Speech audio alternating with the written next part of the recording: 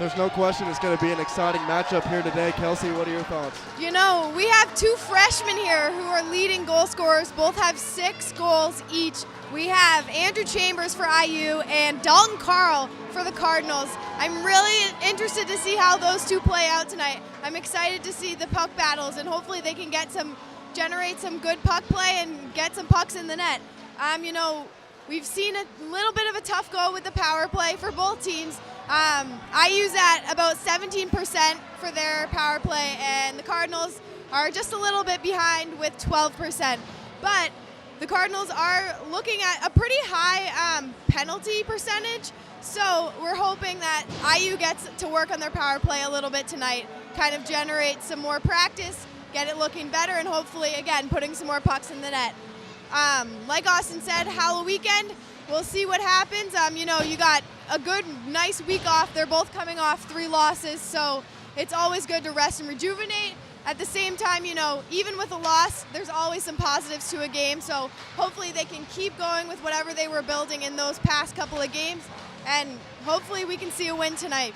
Another thing to look forward to in this matchup, Louisville is seeking their first divisional win of the season. They're currently 0-2. Indiana is 2-3 in the division, so Indiana will be looking to keep them out of the win column.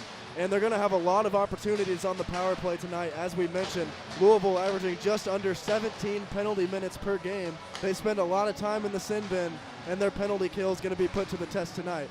That's all we have for the pregame show. We'll be back with the first period in just a moment.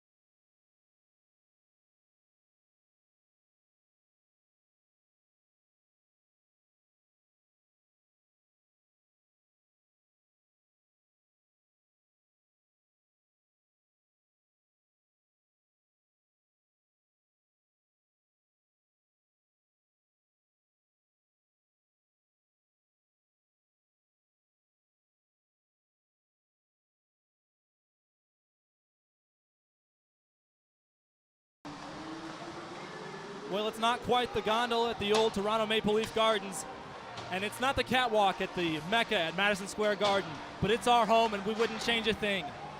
Good evening, ladies and gentlemen, and for the first time in nearly 2 years, it's time for hockey at the Frank Southern Ice Arena in Bloomington, Indiana. This evening, Indiana, sporting a 4-5-0 record, will host the Louisville Cardinals, a TSCHL opponent, with a winning record, an 8-4-0 record of their own. I'm Sam Weixler alongside Garrett Drake, your color commentator. And Garrett, do we have a show tonight? Boy, do we ever, Sam. It's great to be back in the Frank. We've got some fans here finally. I don't blame them for not wanting to make the trek up to Columbus every week. It was rough on us as well, but it's good to be back. Well, while we have a quick break before the national anthem, let's look at the starting lineups for the Cream and Crimson.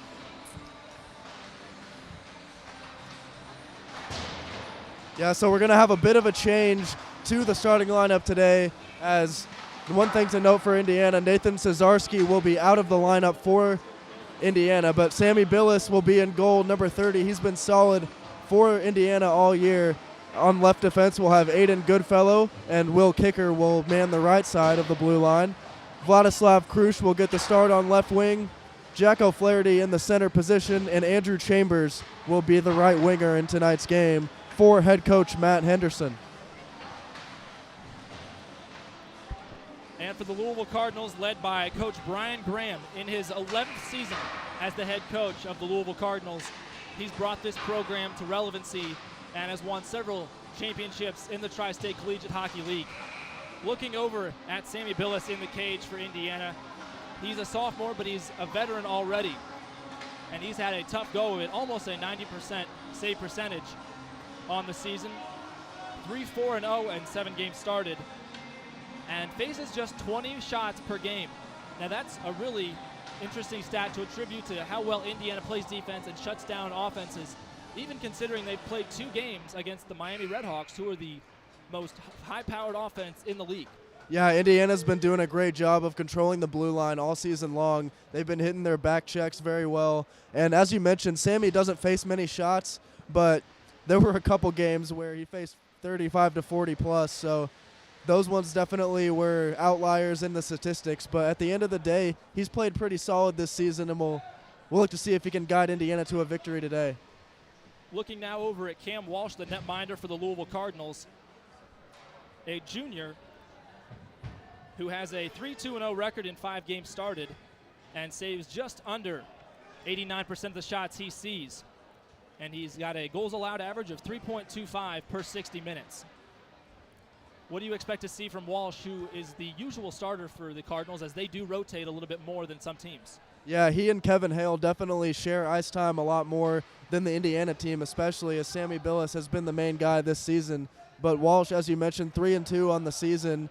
He's giving up over 3 goals a game, so Indiana just has to get some shots on the net today, and they should be able to get some goals on the board. Well, it looks like we've got a public address announcer on the far side of the ice in the score box.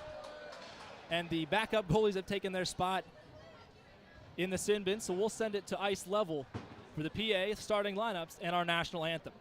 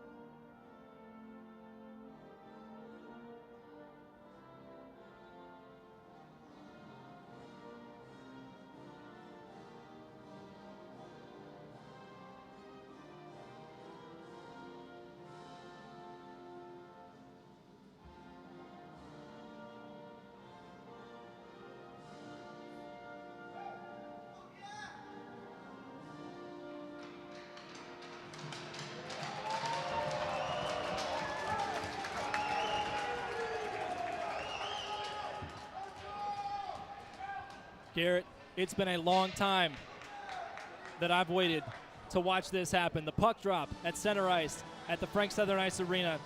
Louisville Cardinals and the Cream and Crimson of Indiana University. Garrett, any final predictions before we get this home opener started to kick off the season here in Bloomington? I know one thing's for sure. We're going to see a hard-fought game today, no question about it. Louisville just over 500, and they're still looking for their first divisional win, as we mentioned in the pregame. Indiana looking to get back on track, seeking their first win in a little over a month now. It's been a minute since Indiana was able to put a complete 60 minutes together, but let's see if they can do it here. You know, you can't hold it against the Cardinals for struggling over the past few games. They played Miami back-to-back just like Indiana did, and just like Indiana, they got outscored by a hefty margin. And that's nothing against either hockey club. That's just how it is. And sometimes you get mismatches early in the season. Some guys are out. And we do have to mention that Ty Morgan, the sophomore defenseman for Louisville, is apparently out with a pretty significant injury, a concussion, and he'll not be in the lineup. So the Cream and Crimson of Indiana University in white sweaters and red bottoms, headed from right to left. Billis in between the wickets. And the Cardinals of the University of Louisville in red sweaters and black bottoms from left to right here on the sheet at the Frank. Puck being battled for in the Indiana defending zone as bodies are flying and two men go spinning over each other. Dinzik, known for his physical play, takes a spill and Indiana heads it the other way. Kissel tries to chip it off the backside of his line mate Null. Instead, the puck floats into the neutral zone. Quick wrister thrown into the corner as Goodfellow dumps it in for his teammates. Louisville struggling to find the puck in their own D side. That's Sellinger taking a beating in the corner. Finally, Simino finds the puck, and now Mcdonald gets thrown to the ice right in front of the crease. Not even a minute to go, and the puck somehow goes through the rafters into the ceiling. It's almost a breakaway, but swiveled away on a great steal. That's Matthew McKay. McKay pushing it into the neutral zone to Mcdonald. He's followed closely by Simino. Another big hit as the shot goes wide of the crossbar. McDonald landed on his backside, and we've got physical play all over the ice, Garrett, to start this out. Piatti swivels the puck all the way across to the far side. Indiana in their attacking zone. Fighting for it behind the glass, coming through the neutral zone. And Louisville clears the line. Trying to head up an attack, that's Costa. Costa had several goals in recent games. Minute and a half elapsed here in the first period. No score. Goose eggs on the board. Walsh being forced to move his head back and forth. A quick puck being thrown off. They don't have the numbers, and it's easily pushed away off the backhand of O'Flaherty. Puck again sent the far side. Scooped up by Patrick Williams, the sophomore defenseman for the Cardinals. Finally, Louisville think they have a bit of a break on the far side in front of the Indiana bench, but instead, stepping to it is Brandenburg and sends it to Krusch in the attacking zone. O'Flaherty takes a big head-up hit and goes down into the boards hard. A big collision. And Garrett, they're laying the bodies, and that's the tale of the tape through 2.5 minutes. Yeah, ever since Tommy McDonald came onto the ice, he started wreaking havoc down there, and Louisville's responding. Talk about finishing checks. They are finishing everything out here. 0-0, puck floats high into the air again. Knocked back off the boards and into the netting, protecting the spectators here at the Frank. And with 17-12 to go here in the first, we are still scoreless. 3 minutes in, we haven't seen a real shot on goal yet, and both teams are trying hard to win the physicality battle early, and so far, it's hard to tell who's out in front. We've got our man Austin Platter keeping stats, and we'll check in on the hits in just a moment. Face-off won by Indiana. They decide to dump and chase. Another body by DiLorenzo. He throws his shoulder into a defenseman, trying to win the puck back. Goodfellow comes up into the left point to find the puck. And an almost a big open hit. Indiana sees possession, and it'll be an offside call on Louisville as they got a little bit ahead of themselves. And now we have a tripping call on the far side of the ice. So DiLorenzo looked like an open hit, ended up being a trip. So Indiana will be down a man for 2 minutes at least for the first time in this game and for the first time at the Frank since February 8th of 2020. The Cream and Crimson are 81% on the power play, 35 of 43. Their own power play is where they've struggled over the past few weeks. Louisville setting up the attack. Quarterbacking, it is Purcell at the top of the point. In the slot, now over toward the near corner. Digging in is Kenyon, back from injury, fighting away, holding the puck. Dalton Carl spins around, tries to snap a shot on, but instead it roulette wheels all the way past the blue line. And 20 seconds have elapsed here in this 5-on-4 advantage for the Cardinals. Louisville scoring on 12% of their man advantages. They've struggled. Only 5 power play goals recorded this season. Another long wrist shot from the left point from Drew, gobbled up by Billis, and the clock will stop. So 30 seconds, give or take, have been killed off by Indiana. And this is a physical game, Garrett, that we knew was going to happen. You're a Blackhawks fan in your off time, and I'm sure you've heard stories from family about the Chicago Stadium that was torn down in 1995 that was 20 feet shorter than it should have been. That's a lot like what you're going to see here at the Frank. Chippy battles and a whole lot of hits. Yeah, there's not a lot of ice to move around. And you mentioned how Louisville struggled on the power play this season. Part of the reason for that is they've been shorthanded most of the year. They spend just under 17 minutes in the box. McDaniel risks a shot that just misses the near side of the post. Bone Cutter digging in the corner, trying to fight his way out of trouble. Instead, the puck floats over toward Purcell and Drew. Drew trying to figure out how to set up the attack. Half the penalty killed off by Indiana. 45 seconds remaining on the 5-on-4. 15 and a half to go here in the first. A big whack as Jeremy sends it the length of the ice. And Walsh just watches it go right past his knee. 30 seconds remaining on the advantage for the Cardinals. As they set up the attack, it's Ryan moving through the neutral zone, harassed from behind by Simoneau. Simoneau forces him to turn the puck over in a bit of a chip and chase. Goodfellow racing into the corner, a quick stop to get the puck. Bit of a pitch and catch along the glass, and it's flicked all the way across with 5 seconds remaining on this penalty kill for Indiana, and they have successfully done so. 5 minutes through here the first period, no score, and Indiana back to full strength. Louisville tries to move into the attacking third, and we're just a bit too eager to do so.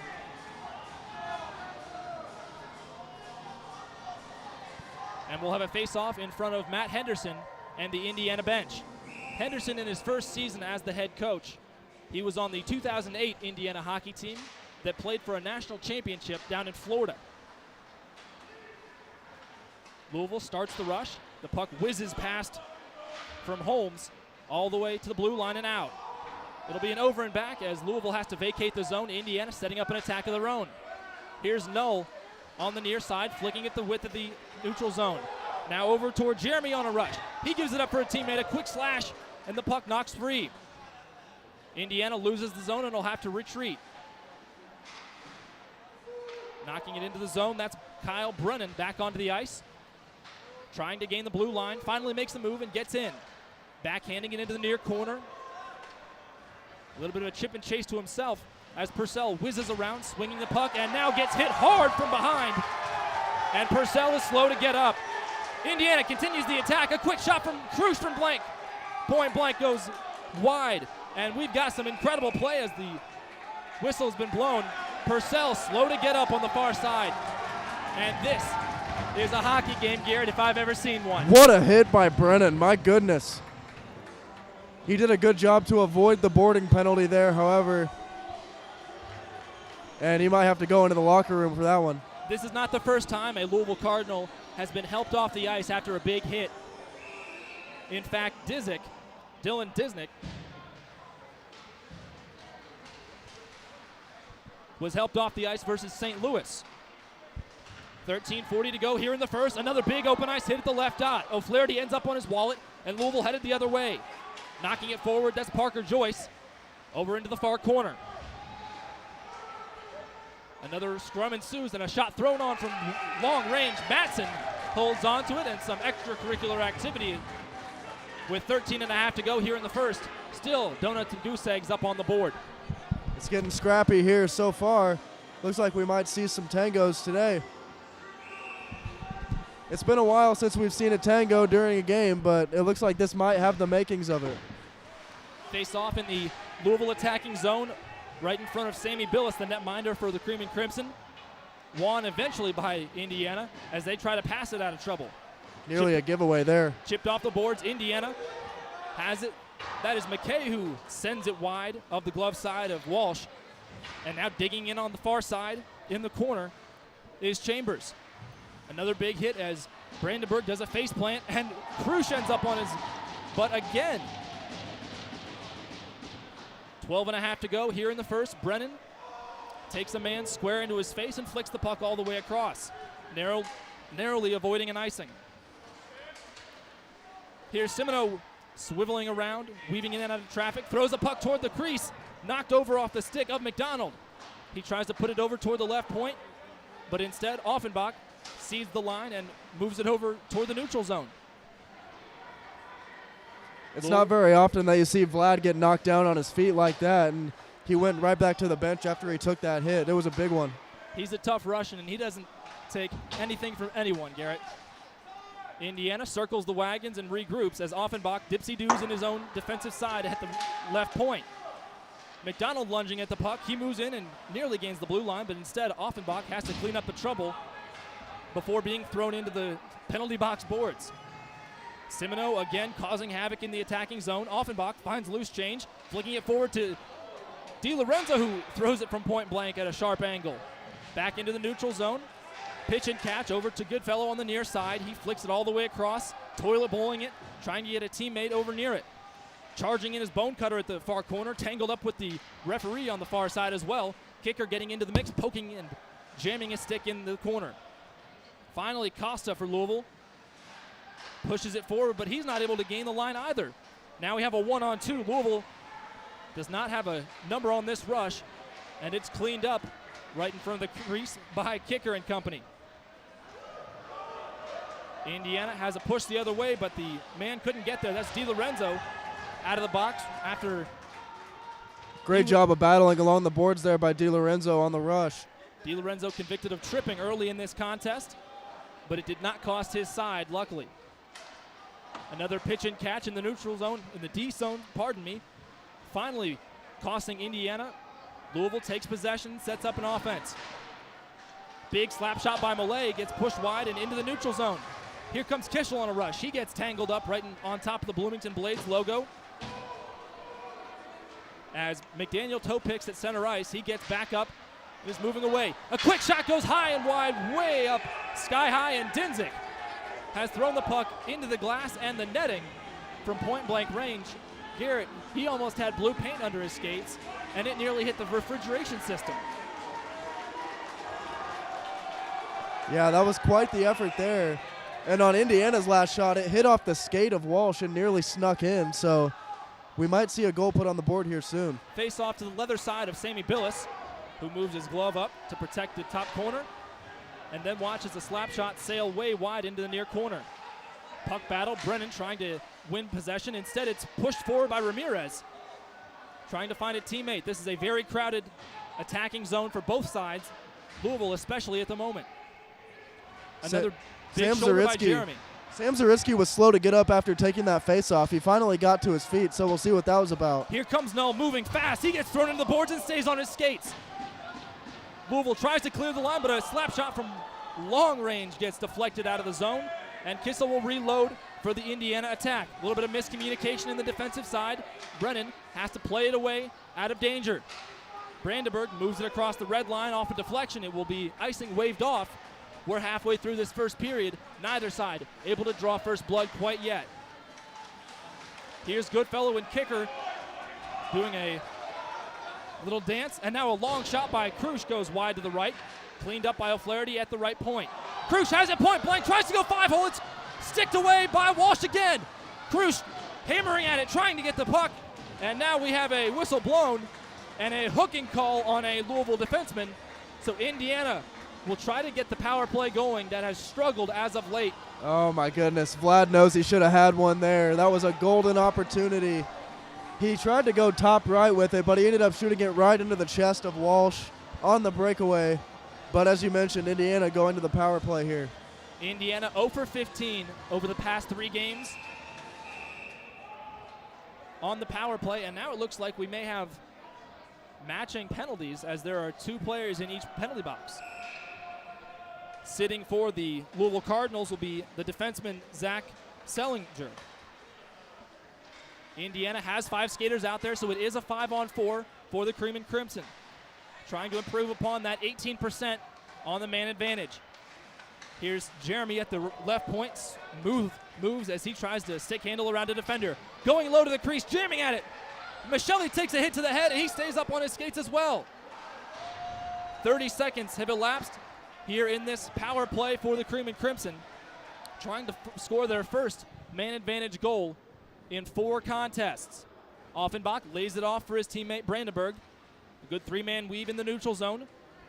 Flushed forward by Michelli, and he heads to the bench for a quick line change. Offenbach loses a defender, trying to move in. Stick handles right in front of the crease, and he gets poked away back into the corner. 1 minute remaining on the 5-on-4. Offenbach again stick handling. He's got great hands over on the far boards. Mcdonald thinks about a slap shot, but instead moves it over toward Goodfellow just outside the left circle. Goodfellow throws it in, shooting for a deflection there, and it went just wide. 50 seconds remaining. Krusch back on the ice after drawing the penalty, and Indiana will regroup right in front of Billis in the defending zone. 7:50 remaining in the first period. Neither side has yet to score a goal. No lamplighters as of yet. Here's Kissel with a full head of steam, rushing in over to the left circle. Thinks about trying to get it to a teammate, instead takes a body blow and stays on the puck. Short range, Kissel dumps it in and could not get the puck to go top shelf as Krusch is slow to move the puck over toward Goodfellow. He thinks about it, now pushes it all the way wide again. Jamming at it, Krusch moving with the puck into the trapezoid. Keeps his head up, looking for options, now finds one. That's Mcdonald on the far glass. Into the short boards, here's Kissel swinging around the cage again. 5 seconds remaining on the power play. Indiana trying to get a shot off, and they will not as they mishandle the possession, and we're back to even strength with 7 to go here in the first frame. Yeah, that just wasn't good execution on that power play. They didn't even get a shot on the goal there. Indiana missing one of their big-time shooters, Nathan Cesarski, the captain for this Cream and Crimson side, missing in action. He's gone for personal reasons, some travel, as Indiana jamming at the puck right in front of the Louisville net. Cesarski, a D-man, and a big part of the power play work. He's a physical presence on the ice, and in a game like this, you need somebody who's taller than everyone else they've ever seen. Yeah, and he's a guy who can just stand at the blue line and flip the puck towards the net, send it in there going about 80 miles an hour. And when you have a guy like that, it creates rebound opportunities and much, much more for your offense. Barrett zings the puck into the near corner. Bone cutter slides around, a quick deflection shot from Michelli. He couldn't get it to go on frame. Avoids a big hit, and now passes it all the way across the roulette wheel again to Bone Cutter. Puck goes off a stick and a body and into the netting. 6:07 to go here in the first. Garrett, other than the physical contact and the shots on goal, what stood out to you about that power play for the Cream and Crimson? They did a good job of keeping the puck in the zone, which is something that they struggled with in previous games, but they just didn't get enough shots on the net, as we mentioned. And, you know, when you have a few seconds left on the power play, the last thing you can do is let it go all the way back to your net.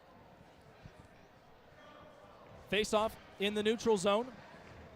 Offenbach taking it against Parker Joyce. Indiana pushes it into the attacking side. Simino fighting fiercely in the far corner. Another big whack at the puck by Sellinger.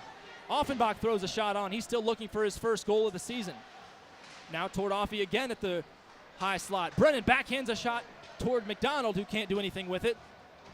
And it's disrupted by Ramirez. Ramirez pushing it to Joyce. And we have a delayed call as Indiana touches it up, and some pushing and shoving after the whistle. Parker Joyce has some chippy words for someone in a white-colored sweater. And the Cream and Crimson again will have to defend themselves, lacking an extra man. I don't think they called a penalty on the play. I'm not sure. There was a stoppage, but no penalty. Looks like an over and back instead of a penalty on Indiana. And right after that face-off in the neutral zone, it's thrust toward Walsh, who gobbles it up.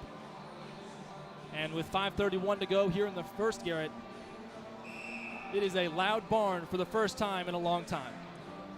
It's definitely a moment we've all been waiting for, and it feels very good to finally see it come to fruition. Odd man rush. Dalton Carl tries to backhand it. Stonewalled away by Billis. He stood his ground and put his glove into the air, stopping the one-on-none penalty shot situation. Kicker harassing a Cardinal at the blue line. Now Dalton Carl heading into the corner. Lowers his shoulder around one man. And Kissel steps up to try and defend the shot. It gets deflected right in front of Billis. He's moving around back and forth trying to find the puck. Still on the ground, still loose. Kicker whacking at it. And now Jeremy pushing it along the boards. Off the short boards and in front of the Indiana bench. 4.5 to go. Here's Null on a breakaway. He tries to dance around one defenseman, but cannot do so. And Indiana trying to set up another attack.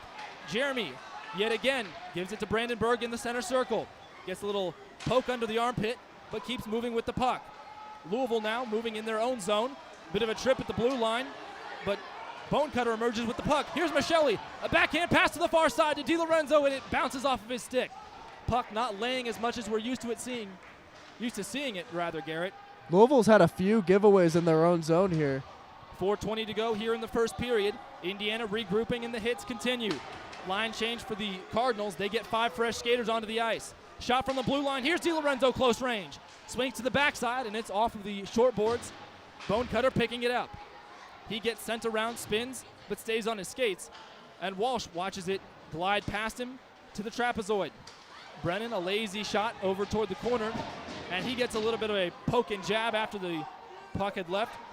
3.5 to go. Michelli digs in against the near side, and Billis has to poke the puck away with his paddle to keep it live. Brandenburg gets tangled up right next to his own netminder. Dangerous situation. Indiana caught on the counterattack. It's poked away by Billis after a deflection in front of him. Brandenburg trying to carry it out of trouble, stays on his skates, moving with some steam. 3.5 to go. Here's at the blue line.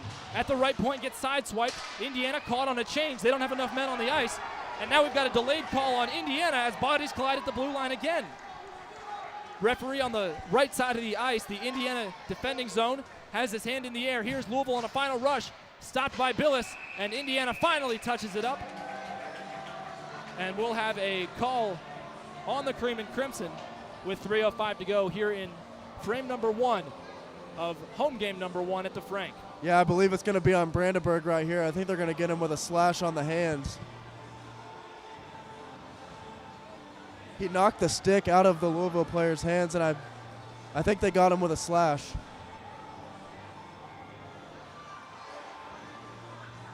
We'll wait to see if backup netminder Nathan Chinney can give us some hand signals from the scorer's table across the ice. But in the meantime, Indiana only has 4 men out on the sheet. Face off to the stick side of Billis. Colton Ryan facing off against Offenbach for Indiana. Offenbach does the job and wins it in his own defending side.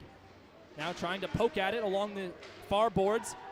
Sliding around over toward Drew, who throws a shot on, and it is swallowed by the chest protector of Billis. 1:47 to go here in this power play for the Louisville Cardinals. Still neither side able to put a tally on the board. Cameron Walsh and Sammy Billis, the netminders for Louisville and Indiana respectively, have had their work cut out for them, and now we've got a face-off blown dead. Looked like someone got a little bit too close before the puck was dropped.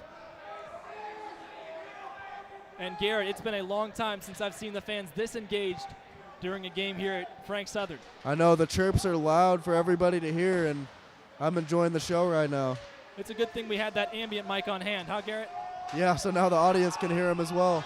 Over and back called on Louisville, mishandling the puck at his own attacking blue line is Sam Zaritsky, the sophomore forward. He's got 4 assists on the season and is second on the team in that category. An unusual situation for him to let it bounce over his stick, but again, another example of the puck not laying like we're used to. Yeah, the ice here at the Frank is not forgiving, as we know, and it's shorter than usual, so it leads to a lot of interesting strategies. Face off right next to the cheering section for the Cream and Crimson in the neutral zone. Dancing around is Dinzik. Just outside the offside dot on the near side. Little step 1-2 in front of the Cardinals bench between Ryan and Krusch. Now Kenyon back onto the ice. And he's charging the other way. Louisville moves into the attacking zone, and they gain the line. A big stiff arm, and Indiana is able to take it the other way on a shorthanded rush. Here's Simino. He gets spun around. And another big hit on the near side. Kenyon taking some hits after the puck was away by the official. 50 seconds remaining on this power play for Louisville. Indiana again killing off about 82% of the power plays they allow teams. Under 2 minutes to go. Here in frame number 1, 0-0 the score. The Louisville Cardinals and the club ice hockey at Indiana University. Half a minute to go here on this power play for the Cards. U of L moving the other way, a pass the width of the zone, and it'll be an offside call. He didn't drag his skate long enough. You saw him kick the toe back. That was Dalton Carl, the leading scorer for the Cardinals. Could not reach his leg back far enough to stay on top of the blue. And depending on where the puck is when this penalty expires, watch Brandenburg coming out of the box, see if they try to get him on a rush. It's easy to catch guys in the neutral zone coming out of the box. There's not as much room to get out of the way and get out of making a mistake. Mistakes will cost you on this rink, especially when you lose a man on a rush. Quarter of a minute to go here in the power play. Indiana trying to stave off the Louisville attack and keep this a scoreless contest. Indiana has one shorthanded goal this season. Here comes Brandenburg. Puck dances through the uprights that are the rafters here at the Frank Southern Ice Arena, just 32 feet from ice to metal. Here's another rush the other way. On his stick, that's Burkhardt. He chips at it, blocked away. And another short side shot off the back post. Another save by Billis. And reaching down to block it with his hand is Goodfellow. Incredible work. 5-on-5. We're back to even strength. Big hit at the blue line. Indiana trying to get this puck out of danger and out of the way. They finally do. Here's DiLorenzo. 30 seconds to go. All by himself. Shoots. It's kicked away by the pillow of Walsh. Under half a minute to go. A backhand that goes behind the cage. Michelli dancing around, throws a shot high. It goes off the chest protector of Walsh. 20 seconds to go. Louisville has it in their own zone, trying to slow down the tempo. But Indiana has other ideas. Here's Michelli. His shot gets sonked, and he misses it, giving up possession for the Cards. Offenbach kicks at it, pushes the puck into the attacking zone with 7 seconds to go here in the period. Kicker throws an optimistic shot from the blue line, and that's how the first period ends between the Louisville Cardinals and the Cream and Crimson of Indiana University. 0-0. Some big hits all around, and the fans are as engaged as ever, Garrett, after a wild first 20 minutes. And I really like the way Indiana was able to finish that period. They were on the penalty kill until the final minute, and then really once they got back to full strength, they were on the attack the entire time. They need to carry that strategy into the second. Don't close the YouTube tab on your browser or close out of the app on your phone. We've got an intermission show with Garrett Drake alongside Kelsey Dennehy. And we might even have a word from our statistician over there, Austin, who's got the hits, the shots, and all kinds of stuff, although no goals to talk about so far. But for Garrett Drake in the first period, I'm Sam Weixler. I'll see you back in the third when things get kicking off. This is Club Ice Hockey at Indiana University on the Indiana Hockey Broadcast Network.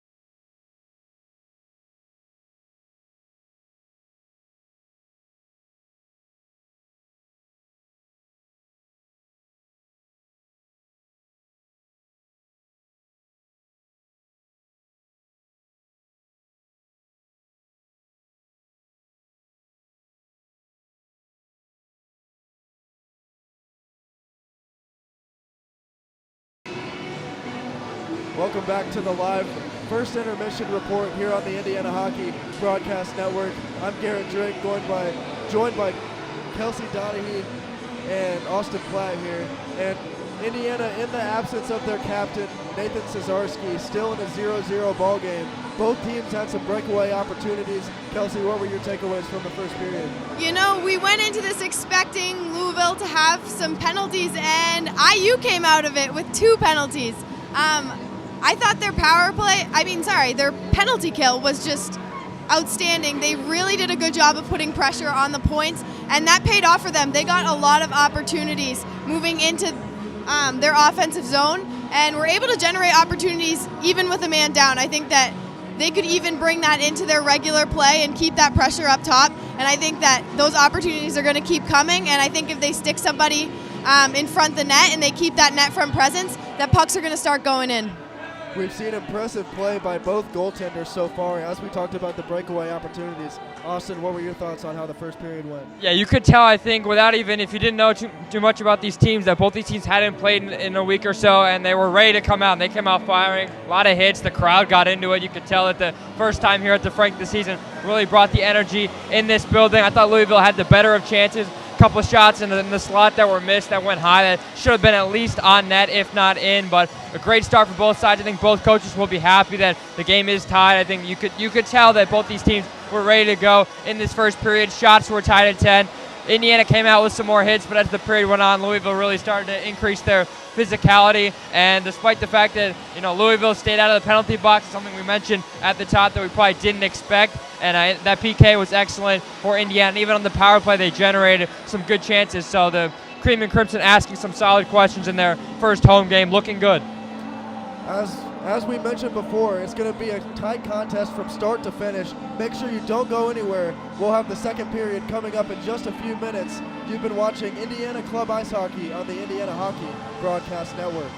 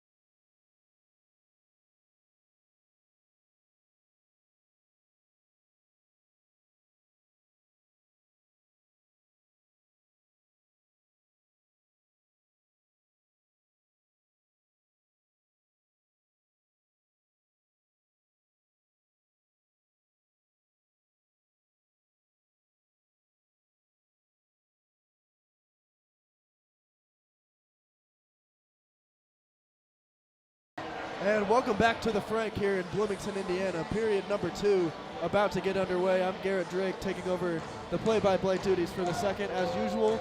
And my color for the second period will be Kelsey Dennehy, as we now have a complete staff, and we're glad to have you guys here. And Thank you. Making our lives a lot easier. Super excited to be here. This is going to be a really, really great second period, I'm thinking. We've got about 35 seconds to go until the puck dropped for the second. And in the first, we saw a lot of physical play. The hits were pretty even. Louisville had a slight advantage, however, but Indiana's not going to back down from those. No, they're looking good, and I think the hype from the crowd is definitely bringing the energy up for those guys on the ice. It's looking really physical, and I hope it stays that way. There were not that many shots on goal for both teams in the first, but they both have good goaltenders, so it's going to be interesting to see if they try to get the offense going more aggressively here in the second period. Sammy Billis has definitely kept the Cream and Crimson in some of these plays. He is playing phenomenal. I'm really liking his net front coverage. I mean, he's just jumping from post to post. It's looking really, really good for him tonight. I hope he can keep it up. He's also been limiting the rebounds quite well, which is something he's done all season. And it's time to get underway here in the second. The crowd is on their feet.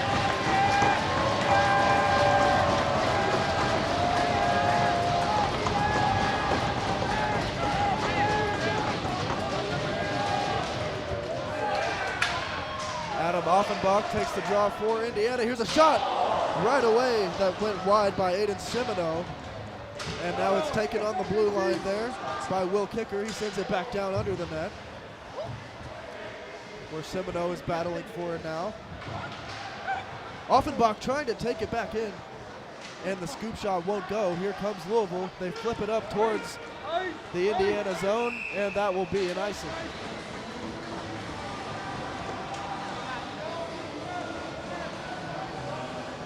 Already a shot opportunity in this period for Indiana, and now they'll have a face-off in the Louisville zone after the icing.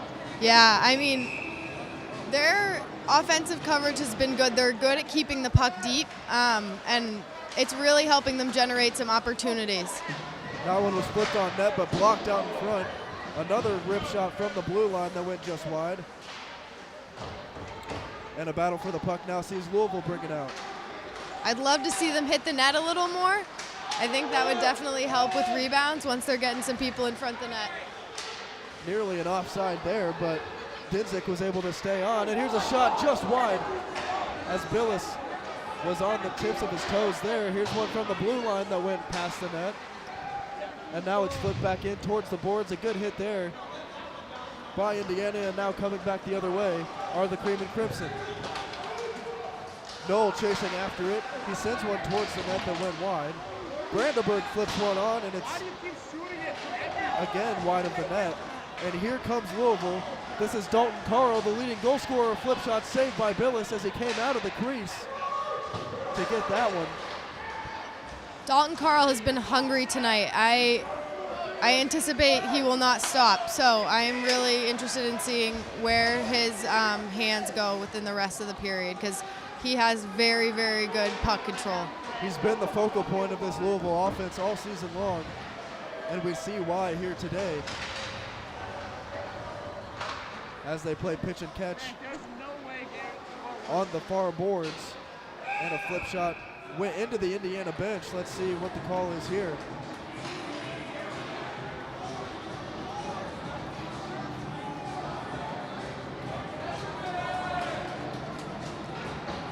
We're 2 minutes into the second period here, and Indiana's going to get a face-off in the O-zone. It will be Jack O'Flaherty taking it with the green Hulk gloves, as he has all season long. That's the one way you always know it's O'Flaherty.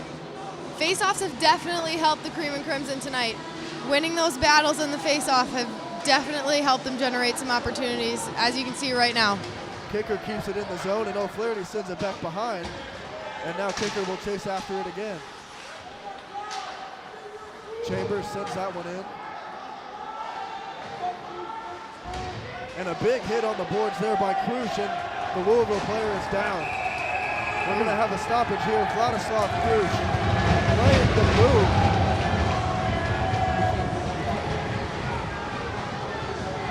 No,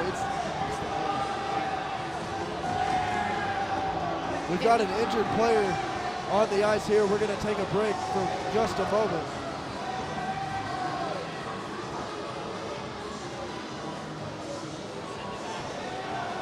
We're going to take a quick break here while they tend to the injury.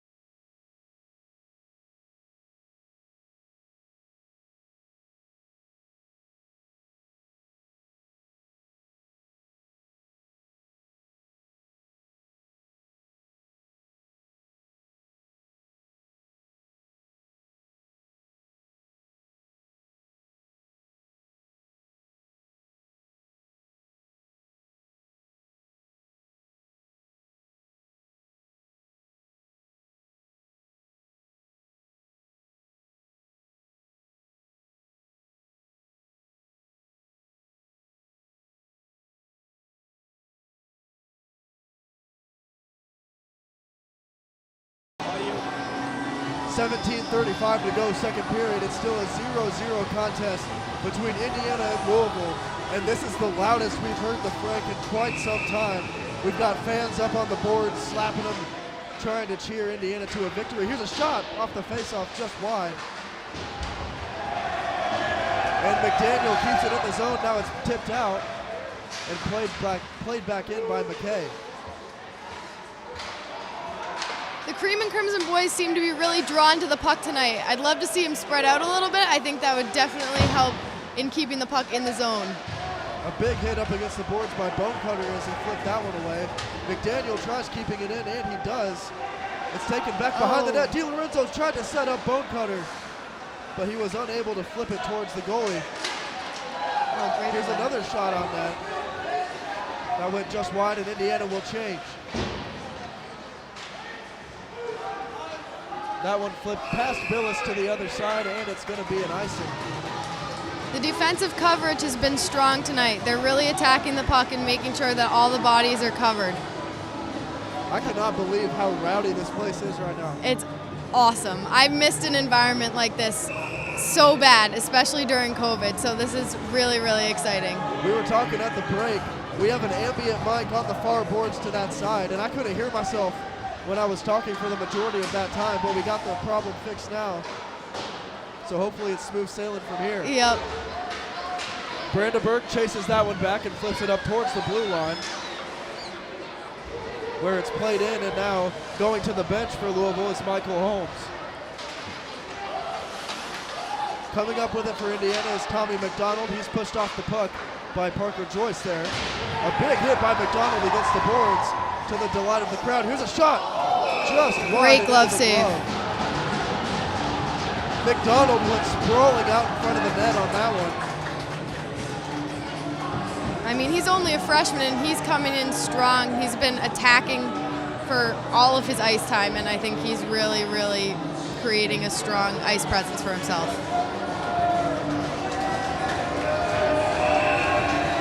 Just under 4 minutes into the second period here. It's still 0-0 as Indiana controls the faceoff. Kissel loses his stick, able to get it back, and now it's played back in by Goodfellow. Here comes Cade Kenyon, the alternate captain, in. He plays it into the zone, and a big hit up against the boards is made there. This game is physical. It's physical, and I love it. This is awesome. Kenyon gets dragged down behind the net as Billis looks on aimlessly, and now here comes Indiana. Jeremy plays it up. This is Kicker sending it in behind the net off the boards, where it's chased down by Kissel. Another collision along the boards gets the crowd to their feet. Oh, right Here's in a front. shot by Kennedy. Cade Kenyon with goal number 2 on the year. And this place is rocking. My goodness. Off the one-timer, Cade Kenyon. That was exactly what the Cream and Crimson needed. He was right in front, ready to go. And he sent it home for him. Now they're up 1-0, and this place could not be more excited. You just knew he was going to let that one rip, and he did not miss. It's one of those goals where you watch it happen and you just know that puck is going in the net, and he definitely accomplished that one. O'Flaherty wins the draw, and it's flipped back into the Louisville zone as that one is flipped up and out of play. We finally have some silence in here after the Kenyon goal. And 5 minutes in, Indiana able to gain the lead. Oh, we're looking at a penalty now for the Cream and Crimson. An interference call. Trying to see who's in the box for Indiana. It looks like it might have been on, let's see who's on the ice right now. Might be O'Flaherty in there, I'm not sure. A good play by Billis to push that one off, and then they score! And the Cardinals even it out. Billis was in the butterfly position, and the puck bounced off of his pad and in for the goal. And that was Cam Costa who put it in for Louisville. That is proof that you cannot let up for even 1 second.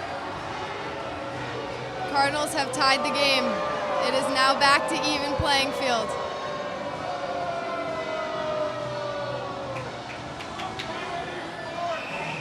It is still loud in here, but definitely not the positive cheering we were hearing before. Let's hope they can keep the team going and keep this energy up. The draw is controlled by the Cardinals and played back into the Indiana zone to Brandenburg.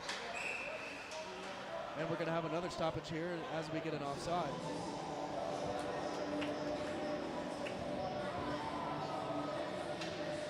This game just keeps getting crazier and crazier as we go. We knew it was going to be a tight one, but that was quick. That was fast. They're hungry. These two teams just seem like they're dead even. Exactly. I could not agree more. Playing it through the zone and towards the middle, and it's flipped back in towards Billis. And played away. And here comes a chance here for Indiana. That one went just wide off the stick.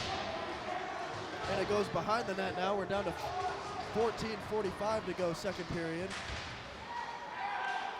These one-on-one battles in the corner are going to be even more important now. Kyle Brennan able to cape that puck in. And now a battle for it. Sees Di Lorenzo go to the ground. A big hit. Big hit behind the net there. And Di Lorenzo is trying to go with somebody.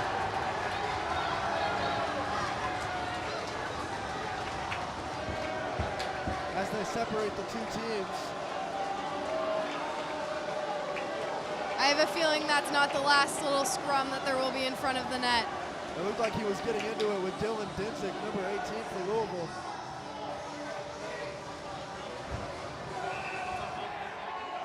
Doesn't look like they're calling anything for it, which is good. And they're not going to let the other team change as well.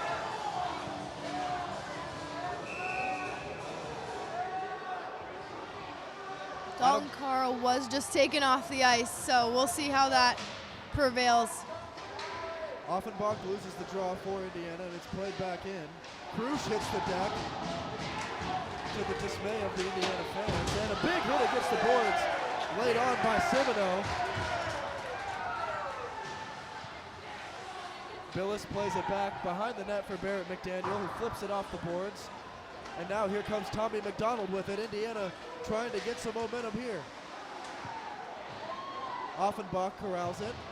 And now it's off the skates of the official. And a puck battle ensues and sees Offenbach come out with it for Indiana.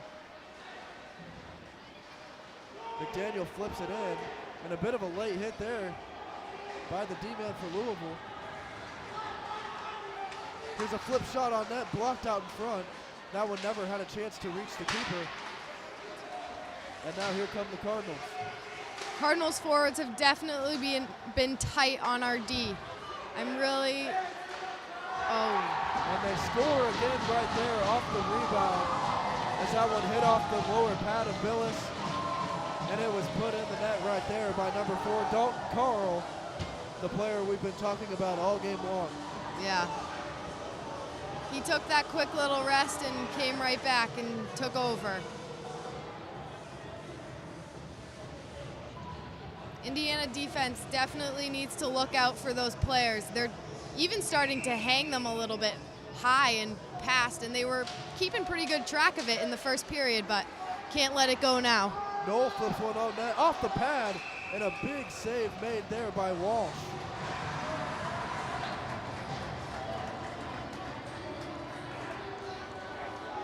As the two teams continuing to chirp one another, that's Jack Kissel letting one of the Louisville players know how he feels. We'll see if they can keep this in the zone and generate some offense, but it's not looking too bright at the moment. It's flipped into the Indiana zone right there by Michael Holmes, and now Indiana chases it back in. That one almost hit the ceiling, and the play is blown dead. Indiana's definitely taking really good advantage of their regroups and making sure that the puck is getting deep in the zone, which is definitely helping them out.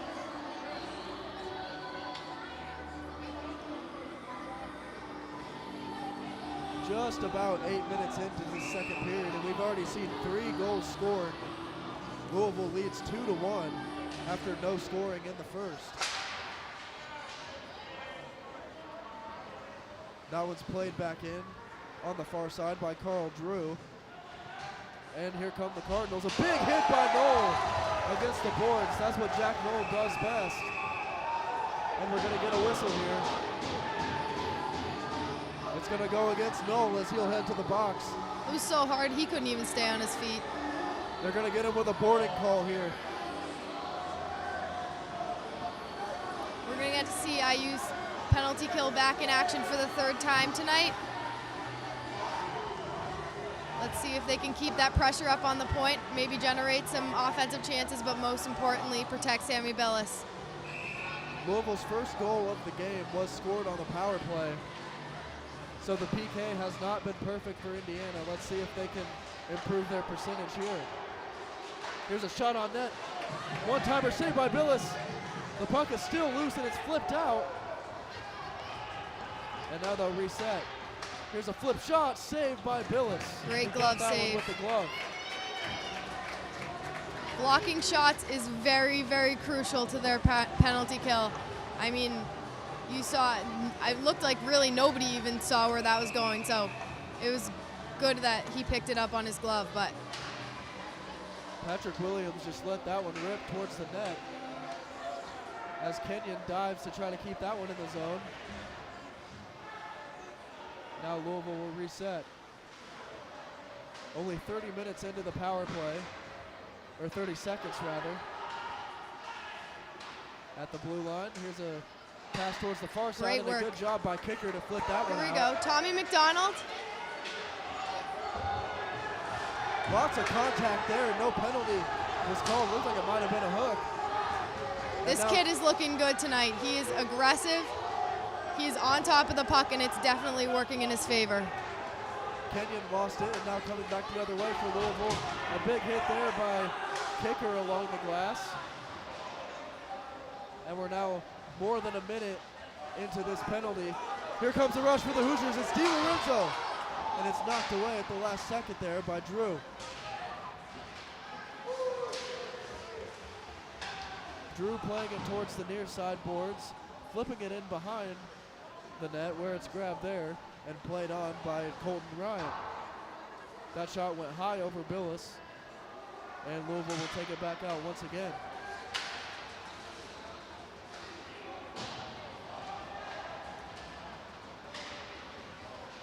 Not many opportunities for the Cardinals here as that one went just wide. And we're down to 10 seconds left on the penalty. A giveaway in the zone, a shot blocked beautifully. We've got a great save by Billis there. There's still lots of pushing and shoving going on after the play. Cardinals are sneaking out a little bit. They're finding some open space, and IU's losing them a little bit, but hopefully they'll get this chance now to regroup and kind of start picking up players and getting the puck out the zone. Aiden Goodfellow broke his twig, so he'll have to go to the bench to grab a new one. And we're down to 7 seconds left on the penalty kill for Indiana. They flip that one up, and now Indiana back to even strength. A great job by the penalty killing unit there. Here comes Cruz through the zone. He lost the puck trying to dangle through.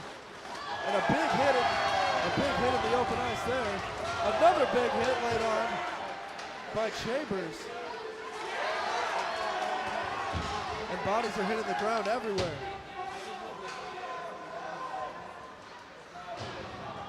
The ice must be slippery tonight.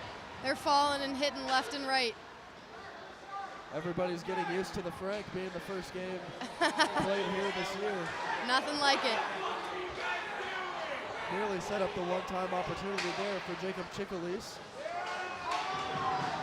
Here's a shot from the blue line, deflected out in front, and it'll be played back in behind. Here comes Indiana with it. It's past the stick of Chambers, and they'll roll all the way in behind Cameron Walsh. Chambers battling for it. The Louisville player lost the puck momentarily. That was Brett Piotti behind the net.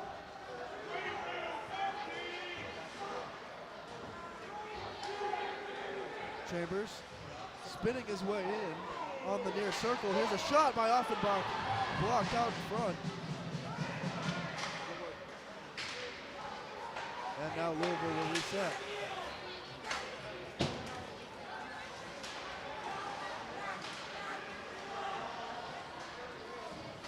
Semino able to knock that puck away, and now it's played back in and corralled in the middle by Brennan, and here comes Offenbach. He sends it to the far side to be taken by Mcdonald. Mcdonald with a beautiful move, but the shot went wide. That one blocked out in front beautifully by Holt Schwarn. Nearly an offside there, but no call by the linesman. Doing the splits on the blue line over there. Trying to keep that skate on the line. We're down to 8.5 minutes to go in period number 2. Louisville jumped out to a 2-1 lead after Indiana scored the first goal of the contest. Here's a shot for the blue line, whipped in past Billis by Patrick Williams. Another save by Billis, and here comes Indiana on the run. Great recover by Semino. That one is deflected up and out of play. So we'll have our first stoppage here in a couple minutes. Those middlemen in front of the net in the defensive zone are crucial. They're really doing a good job of picking up pucks, getting it to the corner, or just simply getting it out of the zone. They've been ruthless on the hits so far as well. Both teams sending each other to the ice frequently. Jeremy unable to win that draw, and now playing it back towards the Indiana zone is Aiden Goodfellow behind the net. A big hit against the board seats. Kissel comes out with it. They set up Kenyon. Kenyon across. A flip shot by Jeremy went just wide as Kenyon took a hit behind the net. He does not seem pleased about it. And playing it behind for Louisville is Dalton Carl, who scored the second goal for the Cardinals. Kissel able to avoid the hit there, and he flips it in towards the middle of the zone, and it's played on to the other side as Indiana will try to get a change. Kicker sends it back into the O zone. We're down to 7:20 to play now. Close call there on the too many men. Indiana still trailing. Barrett McDaniel goes behind the net to get it, now flips it up towards the near boards to be played there by Kenyon. Jeremy trying to play it in, he avoids a stick. Jeremy a flip shot off the pad of Walsh right there, and now we've got a 2-on-1 with McDaniel. Let's see what he can do here. He dives, and the shot grabbed by Billis with the glove. Sammy Billis' glove is keeping those pucks warm tonight. A great play there on the 2-on-1 as McDaniel took away the passing lane with the dive, and then Billis gobbled it up with the glove. Billis looks so calm, cool, and collected over there, too. He's just hanging out. He's definitely been calm and collected all year. A big hit against the boards there. That was Michelli taking the brunt of that one, and that shot nearly went through the legs of Walsh. And here we go. pushing and shoving still after the play on the near boards as you hear the ambient light picking up all of that.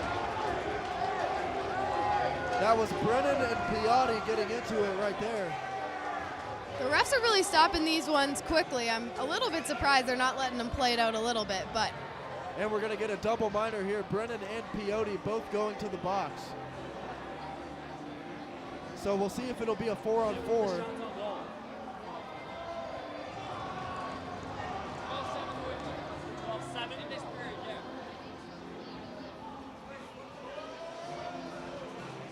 It looks like we're still gonna have 5-on-5 action. Oh. No, I stand corrected. We got a 4-on-4. 4-on-4 is all about man-on-man. We'll see who wins this one. They've got a little bit more space to work with on the ice now as kicker plays that one in towards the Louisville zone. Kenyon fighting for it, and now here come the Cardinals. It's played up, and he gets past kicker. A good play by Will there to limit that attack. Great recovery by Goodfellow. Here's a shot by Goodfellow just wide as it was gloved by Cameron Walsh, and a big hit against the boards there. Crowd wants a penalty. Kicker sends one on, deflected out in front. I believe that went off Kenyon. And now there's another battle for it behind the net. Kicker plays it back in, and they lost sight of the puck momentarily. We've got a minute left on the 4-on-4, 5:40 to go here in period number 2. Great play there on the double team by Offenbach and Goodfellow to get that one out. That was a hard hit. And Offenbach has not gotten up.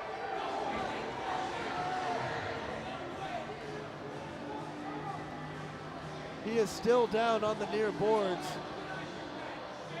Looks like he's getting to his feet now, as that's a good sign for Indiana. But he is shaken up and he'll head to the bench. He went head over heels on that one. That was a brutal hit. Yeah, he did. At least he's up moving. That's always a good sign, and hopefully he just needs a minute to take a breather, get some water, and kind of rest, recuperate, and get back out here because he's looking good tonight for the Cream and Crimson. Tommy Mcdonald will take the draw for Indiana. This will be Dalton Carl taking the face-off for Louisville.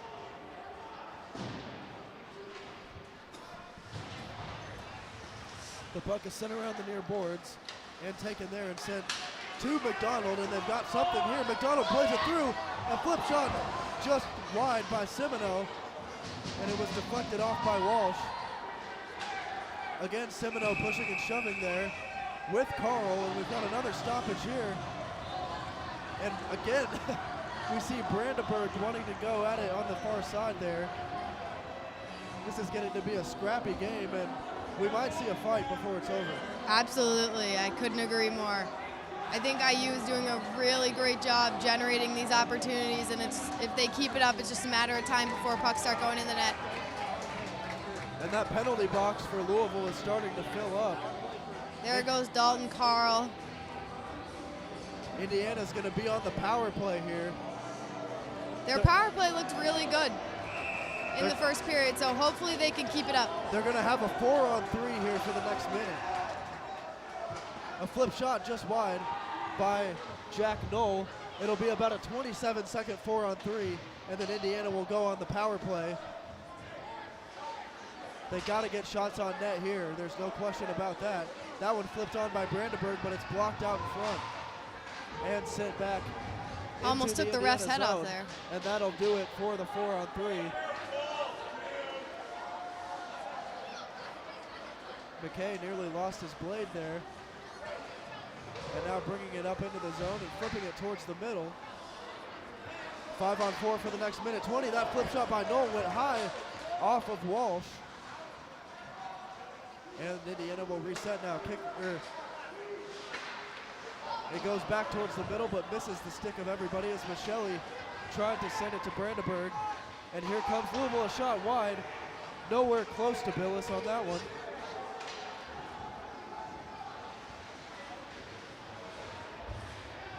And we're going to have a play here as Michele fighting for it. Kissel keeps it in the zone, and it goes behind to be taken by Krusch. Vlad plays it across to Tommy McDonald. Indiana's got to get some shots off here. They're down to 40 seconds left on the power play.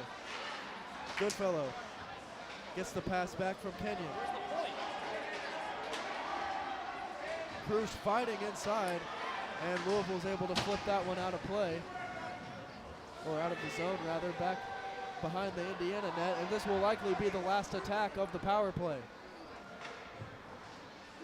3 minutes and 20 seconds left in the second period as that one deflects into the Indiana bench. And this has been an action-packed second period if you're just joining us. For sure. We'll see if they can generate a little bit more offense on their man advantage, but I think that they have a good basis to go off of even when it evens out. 13 seconds left on the power play, so this face-off is huge for the Cream and Crimson if they can win this one. Looks like we're looking at not Bone Cutter. A Bone Cutter on the face-off. Yep. They moved it back to the neutral zone, and it flipped on in.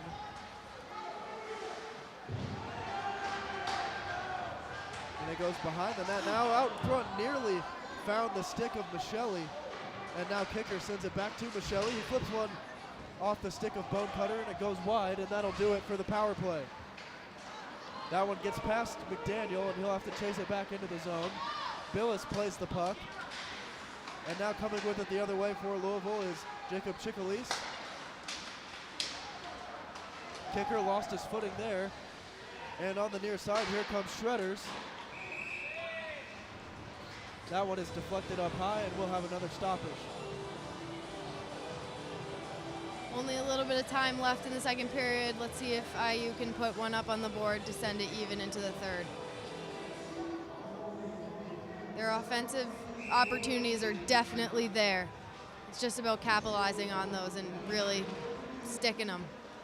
They've had a lot more opportunities, they being Louisville, than Indiana in this period, and they lead 2-1 as a result of that. 2.5 minutes to play, as this is the leading goal scorer for Indiana, Andrew Chambers, flipping it on net. It's blocked there by Walsh, and a collision in center ice sees O'Flaherty fighting for it against Carl, who is the leading goal scorer for Louisville.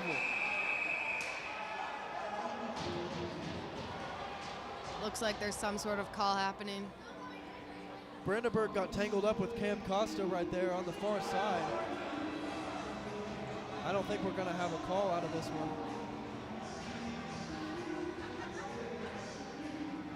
Oh, here he goes.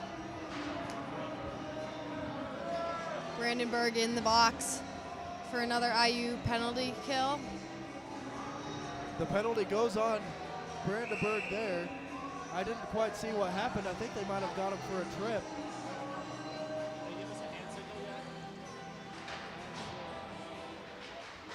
So now Indiana's PK unit will go to work as it's fought for behind the Indiana net and flip back up towards the blue line, but it escapes the zone as it got past the stick of Patrick Williams, and he'll have to chase it all the way back. Kenyon battling him for it there, and now he'll back off.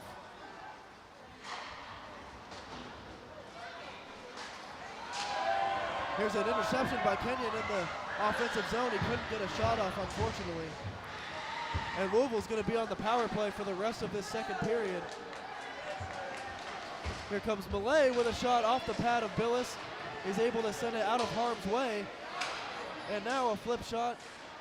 No, I thought he was about to release it. It was Dalton Carl. And now a slapper sent on net. Billis able to corral that one. Millay and Carl attacking early on this power play. That one again off the pad of Sammy. Great sticks by the IU defenders here. He's continuing to rack up the saves as we get another one there. And now we've got two players fighting out in front. And I think they're going to get a penalty on Louisville here. We'll see. They really doubled down in the corner over there, and it did not pay off. It's going to go on Costa, I believe. So it'll be a 4-on-4 for the remainder of this second period. Indiana will have about a 9-second power play here towards the end. But we're back to our second 4-on-4 of the night.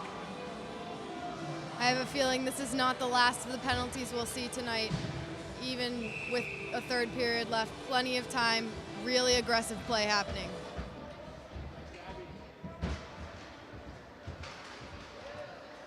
Off the draw, it goes back into the Indiana zone, and McDaniel fighting for it is able to flip it out. And now here comes DiLorenzo looking for operating room. He flips one on net, knocked away calmly by Walsh. It goes back to DiLorenzo with the shot over the top of the crossbar. And now he plays it back towards the middle of the ice again. McDaniel looking for room. He flips that one behind the net, where it's taken there by DiLorenzo. He gets tripped up from behind. No call there. I don't know how that one got past. We're down to 30 seconds to go. And Indiana, we're going to have a stoppage here. I don't know how that was not a tripping call. He lost his stick in the skates of DiLorenzo. Yes, that definitely was a questionable one. He literally went flying. There's 14 seconds left on the Brandenburg penalty. So Indiana will have a man advantage for about 12 seconds here to end the second period. And then that will carry into the third.